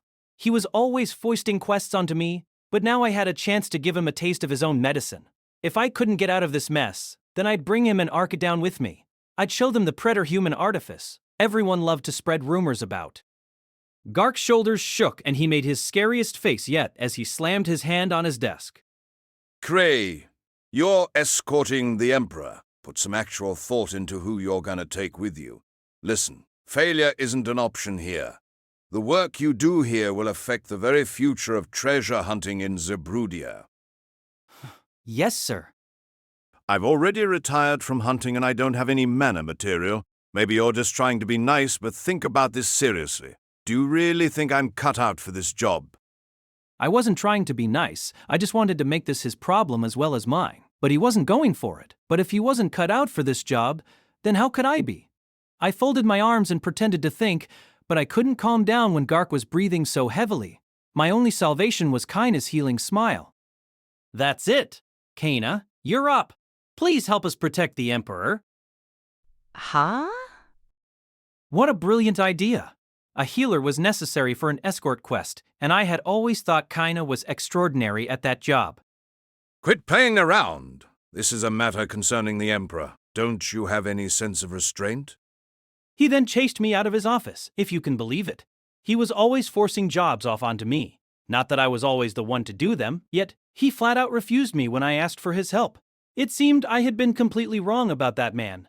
Kaina, wearing an apologetic smile, followed me out of the office and handed me a list. I'm sorry, Krai. He doesn't have anything against you. This is a list of all the high-level hunters registered with the Imperial Capital Branch of the Explorers Association. Perhaps this will be of use to you. Thanks a ton. Honestly, I was being serious when I invited him. I felt a bit better and admitted to myself that maybe bringing Kaina wasn't the smartest idea. But now Gark's slot on the team was open, and I had to fill it in. I looked over the list and saw a bunch of familiar names, including everyone in Grieving Souls. There sure are a lot of high-level hunters in the Imperial capital. Then, one name caught my eye. It was a level 6 hunter, and their name was very unique. It wasn't an acquaintance of mine, and I didn't recognize their name. With 4 slots still open, I figured this mug could fill the first. At times like these, it was momentum that mattered. Kaina, could you contact this Ketchachaka person? Oh, certainly. Kaina looked surprised. I suppose she hadn't expected me to make such a fast decision. During escort quests, it was important that your team have the wide area firepower necessary to handle large groups of foes. The possibility of being swarmed by monsters made Magi indispensable for these jobs. I wasn't thrilled about where I was headed, but there weren't many other places I could go to for a powerful magus that wasn't Lucia. My next stop was the headquarters of the Magi clan Hidden Curse. After all, the Abyssal Inferno was an accomplice to this mess. Not giving her an invite could lead to problems later on. Quite unlike the clan house of First Steps, Hidden Curse was based out of an old mansion. The storied building had housed them since their clan was first founded. It had been renovated many times over the years and excelled in both form and function. I was about to take my first brave step inside when a familiar cold-eyed young man stepped out. Ah, Krai. What brings you here? Hey there, Artie! How have you been? I was trying to be affable, but he just shrank back with embarrassment. That's a nickname only Mary uses. Could you just call me Art? I thought Artie was a pretty good name. If I had an extra spot, I would have made him part of the wall spaghetti. I'm here to see the Abyssal Inferno. Is she around? If not, I'd like to leave a message for her. That woman was usually pretty busy. God, did I hope she was out somewhere. If I at least made an attempt to contact her, she wouldn't immolate me for being so rude as to not ask in person. But my prayers were done in vain. Artie was all too happy to open the door for me. Perfect timing. I was just talking with her. Head on in. The office of the Hidden Curse Clan Master was like a drawing room you might find in a noble's mansion. There was a thick rug and an antique lamp. The walls were covered by packed bookcases and portraits of the previous clan masters. The current clan master, meanwhile, still looked like a witch out of a fairy tale. An evil witch at that. She might have been lanky, but her height made her intimidating. I extended my invitation to Rosemary Puripaws, the Abyssal Inferno, and she grinned at me. He. I'm honored you think I'm worth the kindness. 1,000 tricks. I wasn't sure what to say. But, as I'm sure you know, the Empire's put a shackle around my ankle. I'm not allowed outside the Imperial capital. I've also got to sweep up the aftermath of our battle with Akashic Tower, and they tell me I am needed to protect the capital. I see. I had no idea. But it made sense. There was no covering up the damage she had done to the Imperial castle, and even if it had been an emergency, there was no way that would go unpunished. This probably explained why the escort quest hadn't been given to her. That reminds me. I never had the opportunity to say thank you. I wanted to say it at the gathering, but the opportunity eluded me. Thanks for what? Don't act like you don't know. You were the one who exhausted my fire elemental, weren't you? And they're lightning elemental as well. I really didn't understand what she was getting at. I don't know how you knew where to find them, but the capital would have been hit much harder if not for your meddling. Ah, right. I had heard that during our vacation, a lightning and a fire elemental had fought in the imperial capital, but how did that lead to me being thanked? I had never even encountered the lightning elemental. I noticed the old lady was looking at me like she could singe me at any moment, so I rubbed my safety rings and took a deep breath. The rings would protect me against magic attacks, but fire spells had plenty of side effects. If the room ran out of oxygen, I could die, and so I had an oxygen ring. I could also die from the heat, so I wore a cooling ring. That said, the barriers of my safety rings wouldn't extinguish flames, so if any blazes outlasted my safety rings, I could still get roasted. But more importantly, I now had another open space in my party. If I may, CM Hidden Curse is a clan with more than a few magi suitable for this venerable duty. Well, that's for the 1,000 tricks to decide. Well, why don't you go, Art Baran? Since you brought it up, if Mary comes along, I'm sure you'll be fine. Mary? Mary, huh? That was the girl who had been with Artie at the cafe. Both of them seemed pretty young, but I wasn't going to doubt the opinions of the Abyssal Inferno. Artie was entirely caught off guard by this suggestion. I'm confident that together Mary and I could handle most any situation. However, if the invitation was to you, then doesn't that mean there's only one available position? That's so? I had come here with the intention of filling one slot, but I wasn't going to balk at the idea of filling two. I nodded and decided I could try and put them in my debt. I'll make it work out. If those two are a good team, I'll fit Artie and Mary into one slot. How does that sound? The Abyssal Inferno sank into a silence. Artie looked at me with wide eyes. Could I make it work? Maybe not. Either way, it didn't really matter since all the slots hadn't yet been filled. The Abyssal Inferno suddenly began to bawl with laughter. The furniture in the room shook, and so did I. Well said. 1,000 tricks. So you think our Mary and Art Baran are each worth half a person? No, that's not... But you have a point and there's no denying it. Let's forget about sending Art Baran. The conversation was moving along without my control. Artie seemed like a nice fellow and I had no problem bringing him, but there was no getting through to people like the Abyssal Inferno. We've got our hands full here. I'll send the Vice Clan Master, Telmapoclis. You know him, don't you? He's a level 7 magus. No objections? No objections? I knew the name, but I had never met him. I couldn't even pick him out of a crowd. But I certainly wasn't in any position to be arguing, so I simply nodded like a puppet. After my harrowing experiences with Gark and the Abyssal Inferno, I returned to the clan house. All that was left was to recruit Ark. I entered the lounge and started talking to the first familiar face I saw. Huh, Ark isn't here? You didn't know? He has some major quests to take care of and won't be back for a while. That useless fop. It's like he tries to be gone when I need him the most. If I was going to be surrounded by unfamiliar faces like Telm and Kachachaka, then I was going to need a strong ally like Ark to avoid the quest being a total nightmare. But if he was unreachable, then there was nothing I could do. Nobody could replace Ark. Many could match his strength, but nobody was as reassuring a presence as he was. I slumped in a nearby chair and crossed my arms, tapping my fingers as I racked my brains. I had found 2 people, leaving me with 3 open that still needed to be filled. 3. What a nice number. Maybe get the old wall spaghetti party together? But that means Tino would be left out. What's on your mind, the CM? I was tired. Visiting those 2 places had exhausted me. I began to grow apathetic. After all, we were just insurance, and it was possible we might have a miraculously easy trip. Even if something did happen, the Imperial Guard would probably be enough to handle it. Why don't you come, Lyle? We're protecting the Emperor. Lyle nearly choked on his drink.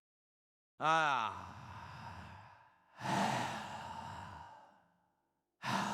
no. And don't. Just ask that like it's a casual outing.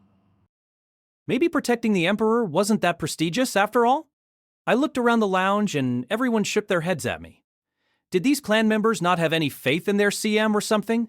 What a pickle. I'd be in serious trouble if I couldn't pull together a team. I no longer cared who, I just needed those slots filled. But then my thoughts were interrupted by a high-pitched voice. Human weakling! First Steps had 2 problem child parties. One was mine, Grieving Souls. The other was Starlight, a party composed solely of noble spirits, a race predisposed to looking down on humans. They caused us trouble at every possible opportunity. The source of the voice was one of their members, Chris Argent. Behind her was the party's leader, Lapis Fulgor. The rumors passed my ears. You seem to be doing well for yourself. You kicked another hornet's nest. Sir, life sure isn't fair if someone like you is still drawing breath. With only a few exceptions, noble spirits were generally exceptional magi. Starlight was one of the top magi parties in the imperial capital. Their personalities were what they were, but they weren't bad folk. And since I had no pride, they were easy to interact with. Not to mention, noble spirits did respect humans who excelled at magic, and by virtue of being Lucia's brother, they were soft on me. Now, I didn't really think a noble spirit would behave around the Emperor, but maybe it would be fine. Maybe the Emperor would just shrug and say, well, that's just how they are. What's more, noble spirits stood out. If I brought one along, they would draw all the aggro. Seeing as those 2 rarely came to the lounge, my only option was to assume this was a sign from God. The choice ingredients of this plate of wall spaghetti were coming together.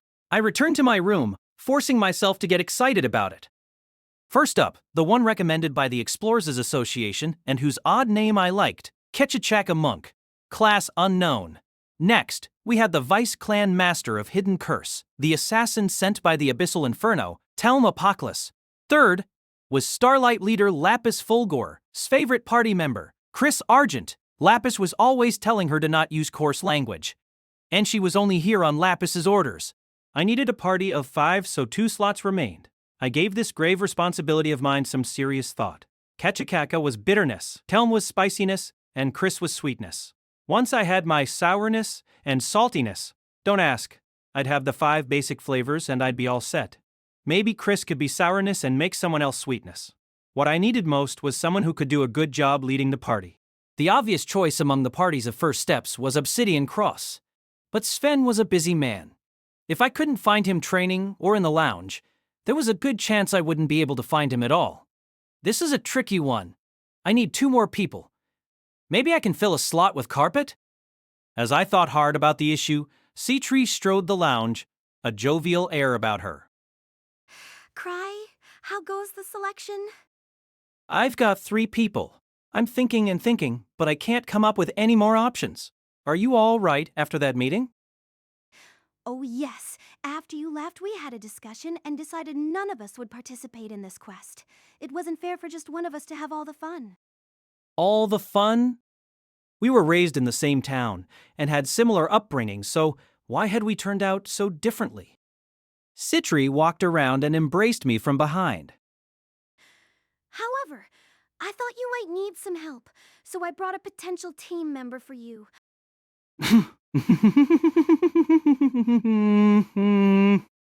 Citri cheerfully called out in the direction of the door. It swung open, and in came a figure 2 meters tall and clad entirely in armor.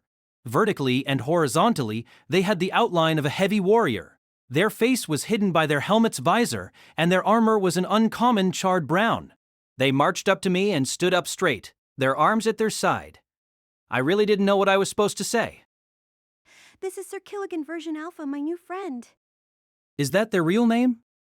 I'd like to meet their parents. Citri just giggled and said, Here's the controller. She handed me a box with a joystick, 4 large buttons and 1 small button. I moved the joystick forward, and Sir Killigan moved forward. They continued moving their legs even after bumping into the table. Should I be worried? Citri noticed my uncertainty and explained what all the buttons did. What all the buttons did. This button orders him to fight, this one to defend, this one is to run, and this one to dance. The joystick controls movement. I recognized the expression she was making, that one that made her look like she had a new toy. Every time Citri learned something new or obtained a new item, She would always come to me to show it off. I had a lot I wanted to say, but I settled with asking about the controls. Shouldn't there be more buttons? I thought there were too many, hence why there's one assigned to dancing. Right. This small button is for autonomous action mode. If that was there, then why did I need the controller? Sir Killigan won't let you down, so please include him in your team. I won't mind even if you sacrifice him. So this definitely isn't a human. It's a golem, right? Extraordinary as ever, our local alchemist. If Citri was so confident, then it would probably be a useful asset. I wasn't sure if a golem really counted as a team member, but I decided to say this was another slot filled. My 5-star wall spaghetti was one step closer to competition. All right. Thanks, this is a huge help. Now, just one more slot. Wouldn't that be your slot? My eyes bulged as I counted on my fingers. Kichachaka, Telm, Chris, and Sir Killigan made 4. If you included me, you'd get 5. I had totally forgotten about my own existence. But now I had a brilliant idea. I could pretend to accidentally pick 5 people, then get left behind. I furrowed my brow and gave it some serious thought. Number 5 can be, I guess we just go with Tino. No, hold on, she's been dragged into way too much lately. Not one of my original picks had ended up on the team. If Ark was in, then I could have brought Tino, but alas. What other acquaintances did we have? Maybe I could try paying Arnold a visit. Sure, we still weren't on great terms, but a prestigious job like protecting the Emperor should be irresistible to a high-level hunter. Maybe this wouldn't just settle our differences, it would put him in my debt. Not only will I have one less problem, he'll owe me a favor. Maybe I really am a preter-human artificer. While I was busy counting my unhatched eggs, Citri let go of me and clapped her hands. That's right. Sir Killigan is an omnivore, so any food will do. It can go a while without eating, but I'd appreciate it if you could feed it raw meat. Bear in mind, it's trained to eat in places where nobody will see it. Huh? And so the day of destiny was upon us. I was sitting in a room at the Explorers Association. Franz came in, offered a cursory greeting, and checked my list of team members. What's this? I don't see anyone from your party. Yeah, huh? Telm the Counter Cascade and the Magus from Starlight are familiar enough, but I've never heard the name Kichaka Monk.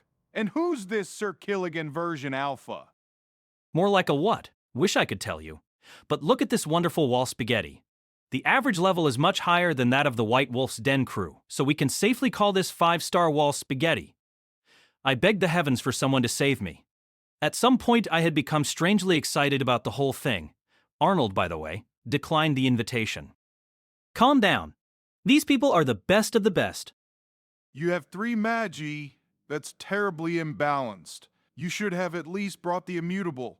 I understand personnel selection was left to your discretion, but I hadn't expected such a mess of a... My ears were hurting. Franz was right about our balance, but I hadn't known that Kichachaka was a Magus. Sure, maybe I shouldn't have invited a total stranger to help guard the Emperor, but I didn't have any better options. If you have chosen them, then may I assume they aren't foxes? No doubts on that front. They're safe. The phantom I knew was far too extraordinary to be overlooked, even by someone as blind as myself. I would never misidentify them. Save the yapping, sir. As long as I'm here, there's nothing that can go wrong. Consider your job good as done. Being captain of the Imperial Guard, Franz was no doubt a high-ranking noble, but Chris spoke to him without a hint of restraint. Noble spirits were born with natural magic proficiency, good looks, and had once been emissaries of the gods. Maybe it was only natural they had no regard for the hierarchies of us humans. Chris banged her hand on the desk like a child, but her good looks made the action strangely adorable. The beautiful sure have it easy. I mused as I watched in silence. Even Franz didn't seem like he could bring himself to tell her off. Yeah, Make no mistake, sir. This man might be the Emperor, but that means nothing to noble spirits. I'm helping because I can't turn down a request from Lapis, sir. In case you're wondering, Chris's weird speech was because she wasn't used to speaking politely. Even when we had first met, she wasn't afraid to tell me what was on her mind, and that was usually a storm of vitriol. Since I was technically the clan master, Lapis was always yelling at her to speak politely, and that led to her current speech pattern. It seemed she thought adding, "Sir," here and there was enough to make her speech seem courteous. She's the carpet charger. She's the carpet charger?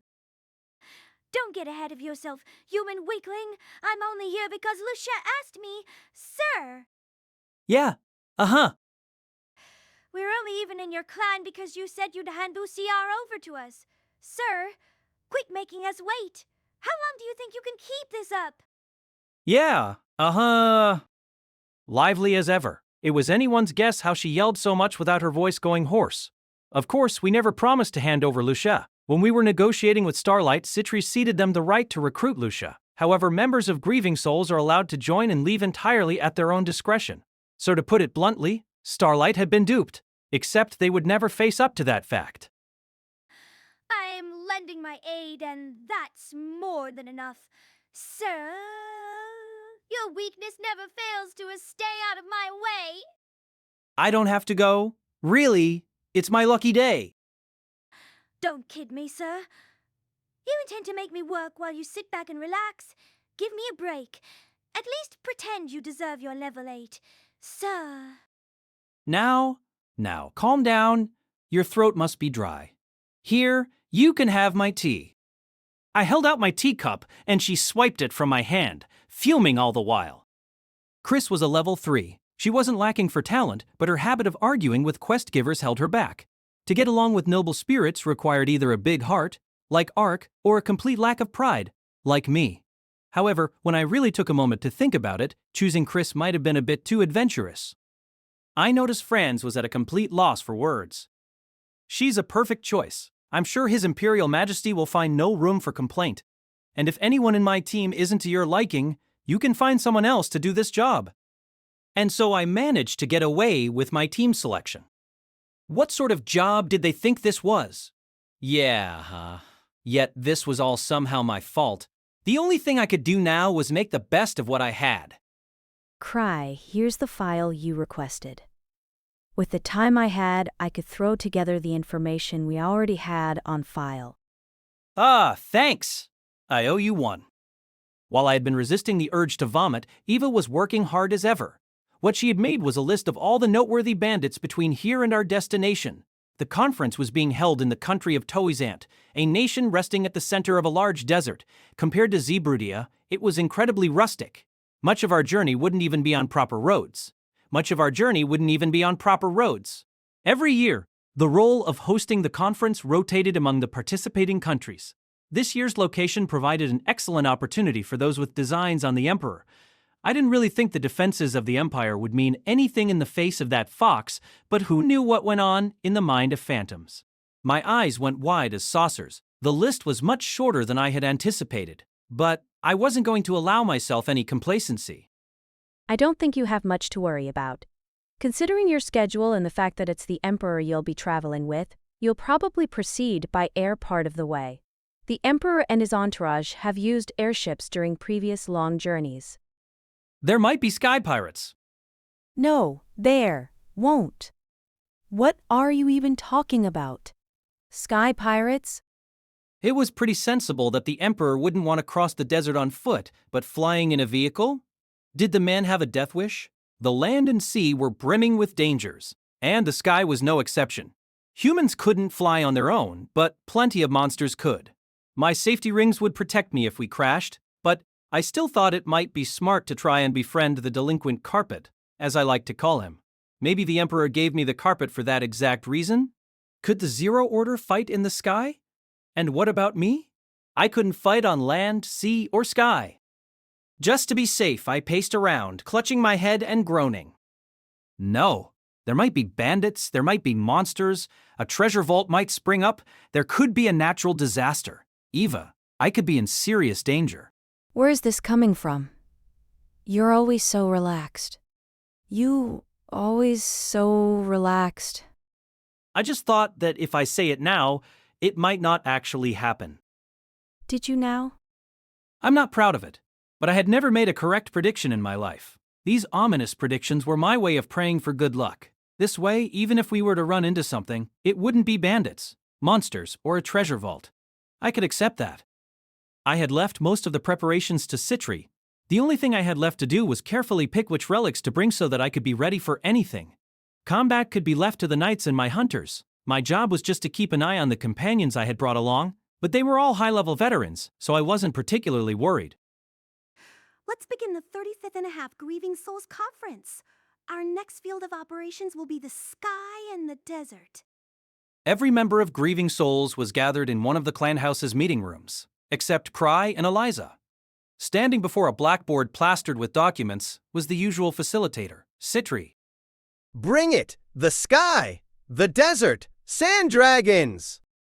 Krai baby is a real busybody. He needs to take a break. He's not giving himself any time to train. I want to go on a date, even if it is in the sky or the desert or whatever. Ems grunted. Our objective is to support Krai during his upcoming duty of protecting the Emperor. If all goes well, his level might increase. Let's not make any mistakes. Honestly, just because you weren't chosen. Lucy, we're all a team. Nobody gets left behind. Toizant gets extremely hot during the day, but that's no issue. That volcano provided plenty of opportunities to bolster heat resistance.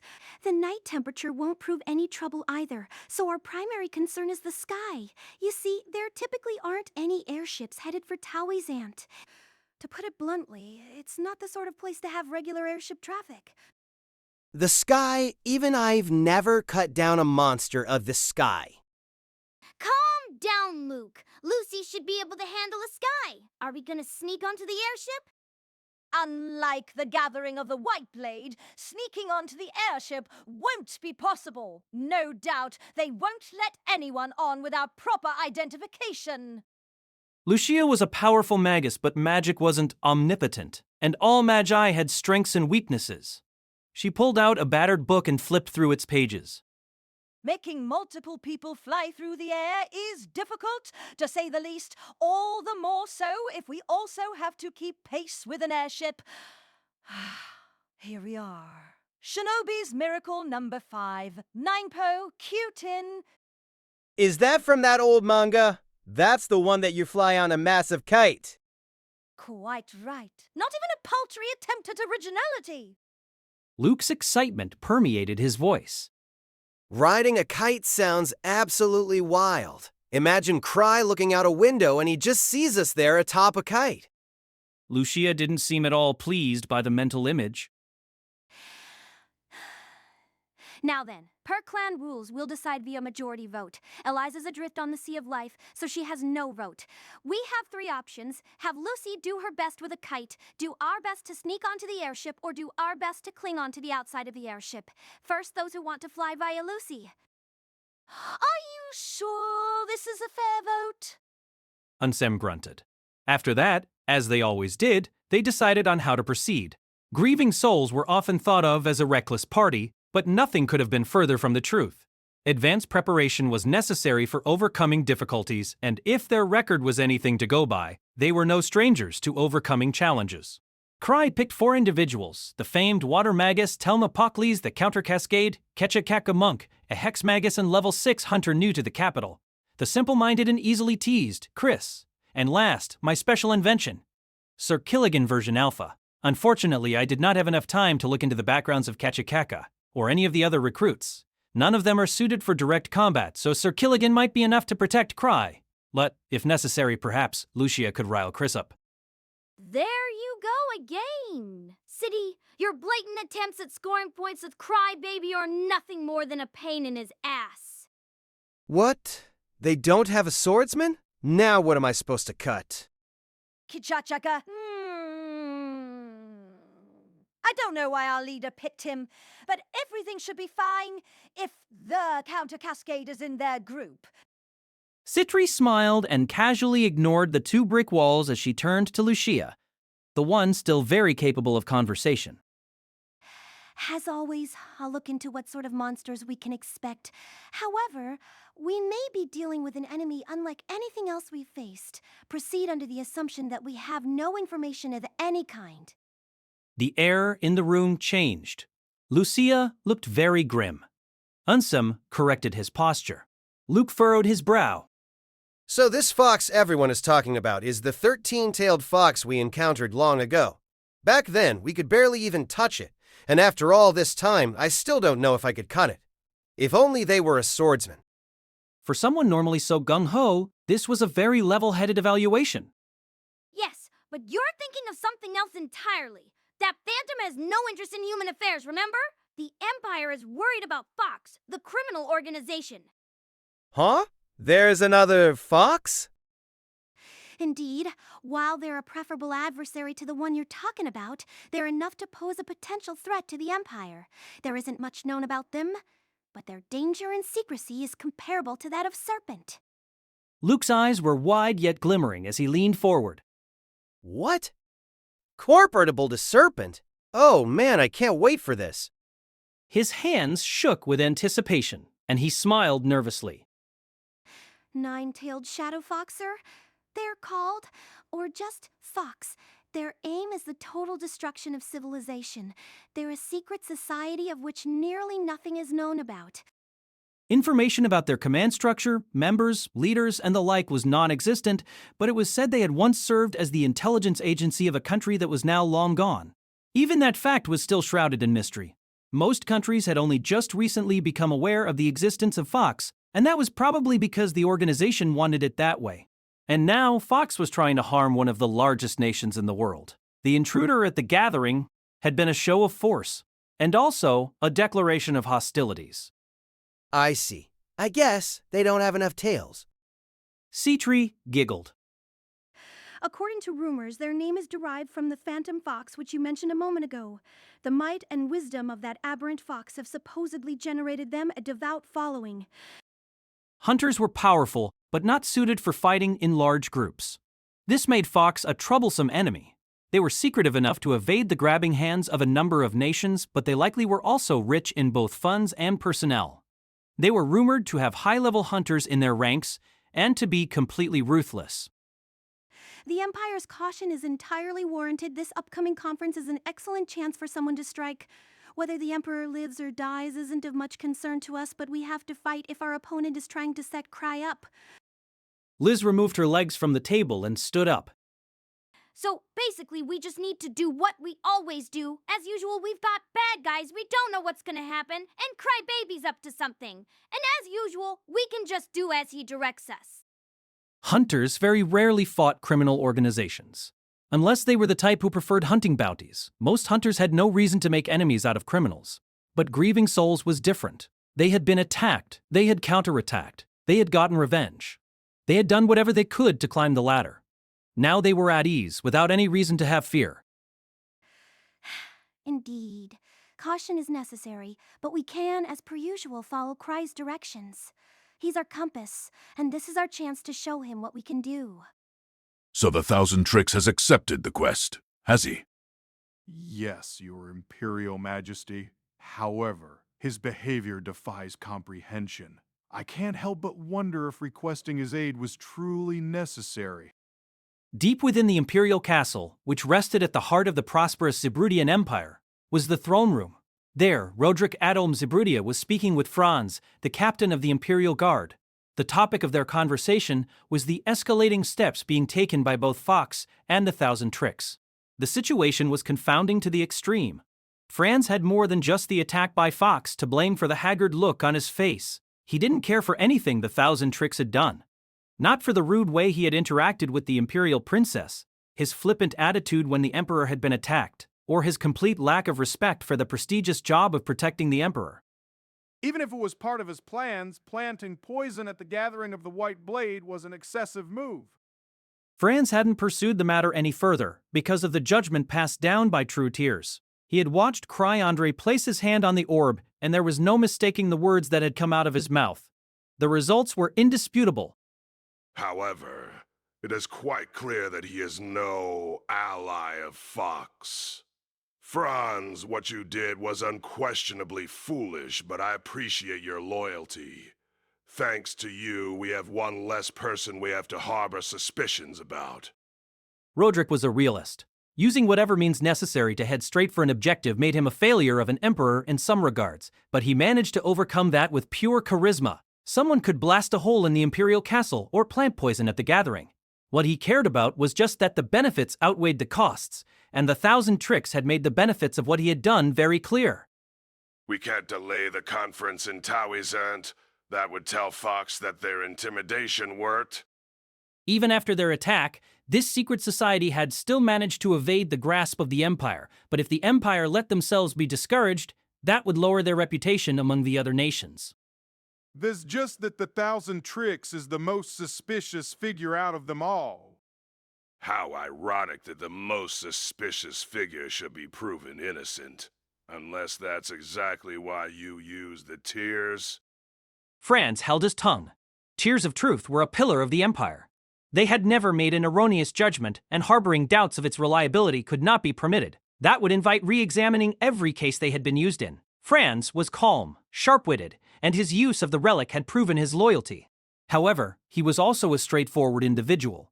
If the 1,000 tricks was capable of the preter-human artifice he was said to be, then manipulating Franz should be a simple task for him. If that was the case, then gladly accepting judgment from Tears of Truth, the nemesis of all schemers, was extraordinarily bold. What Franz had done would normally be considered a capital offense. If word of this got out, he would, at the very least, be stripped of his position, a fate worse than death for an Ardman, a family that had devoted themselves to serving the Imperial family since the founding of the Empire. But the 1,000 tricks hadn't ratted Franz out, and by personally encouraging use of the relic, he had both saved Franz and encouraged the Abyssal Inferno to follow suit. It seemed he was just as, no, he was smarter than the rumors had suggested. So I'm to trust him then? Just how much has that man already figured out? He still couldn't place total trust in the 1,000 tricks, but it was clear that man had figured out something about what Fox was up to. Zeebrudia was a large nation. They needed to maintain a proper front of strength if they wanted to be considered a formidable power. The age of direct confrontation between countries was over. Now it all came down to how well one could utilize the resources of treasure vaults. Could that man be used? Was he safe to use? Earl Gladys had vouched for his intelligence, but if he was going to be working for the Emperor, Franz wanted to confirm it firsthand. Placing the barrier had been a smart move, but there were plenty of frigid dragons left, so the danger hadn't passed just yet. But if Ensem had come to our aid, then I figured so would the other Grieving Souls. I grew even more comfortable knowing my friends were nearby, then I heard a sudden sound. What happened? I looked up. The frigid dragons who had been waiting for a chance to strike were now eerily still. Their open jaws, their large wings, their glowing eyes, they were all still, as though frozen in time. Everyone held their breath. Then the dragons fell, but they didn't hit the ground. They were caught by a large membrane of water. Someone's casting a large-scale offensive spell. I don't think this is Lucia's work. The wider the area, the harder an offensive spell was to cast. Something this large and capable of killing frigid dragons could only have been the work of a certain one of my recruits. What am I looking at? Was this the counter cascade? It was. This was the work of our level 7 Magus, Telm Apoklis, the counter cascade. I patted myself on the back for making Telm part of our wall spaghetti. He had pulled us from the jaws of death.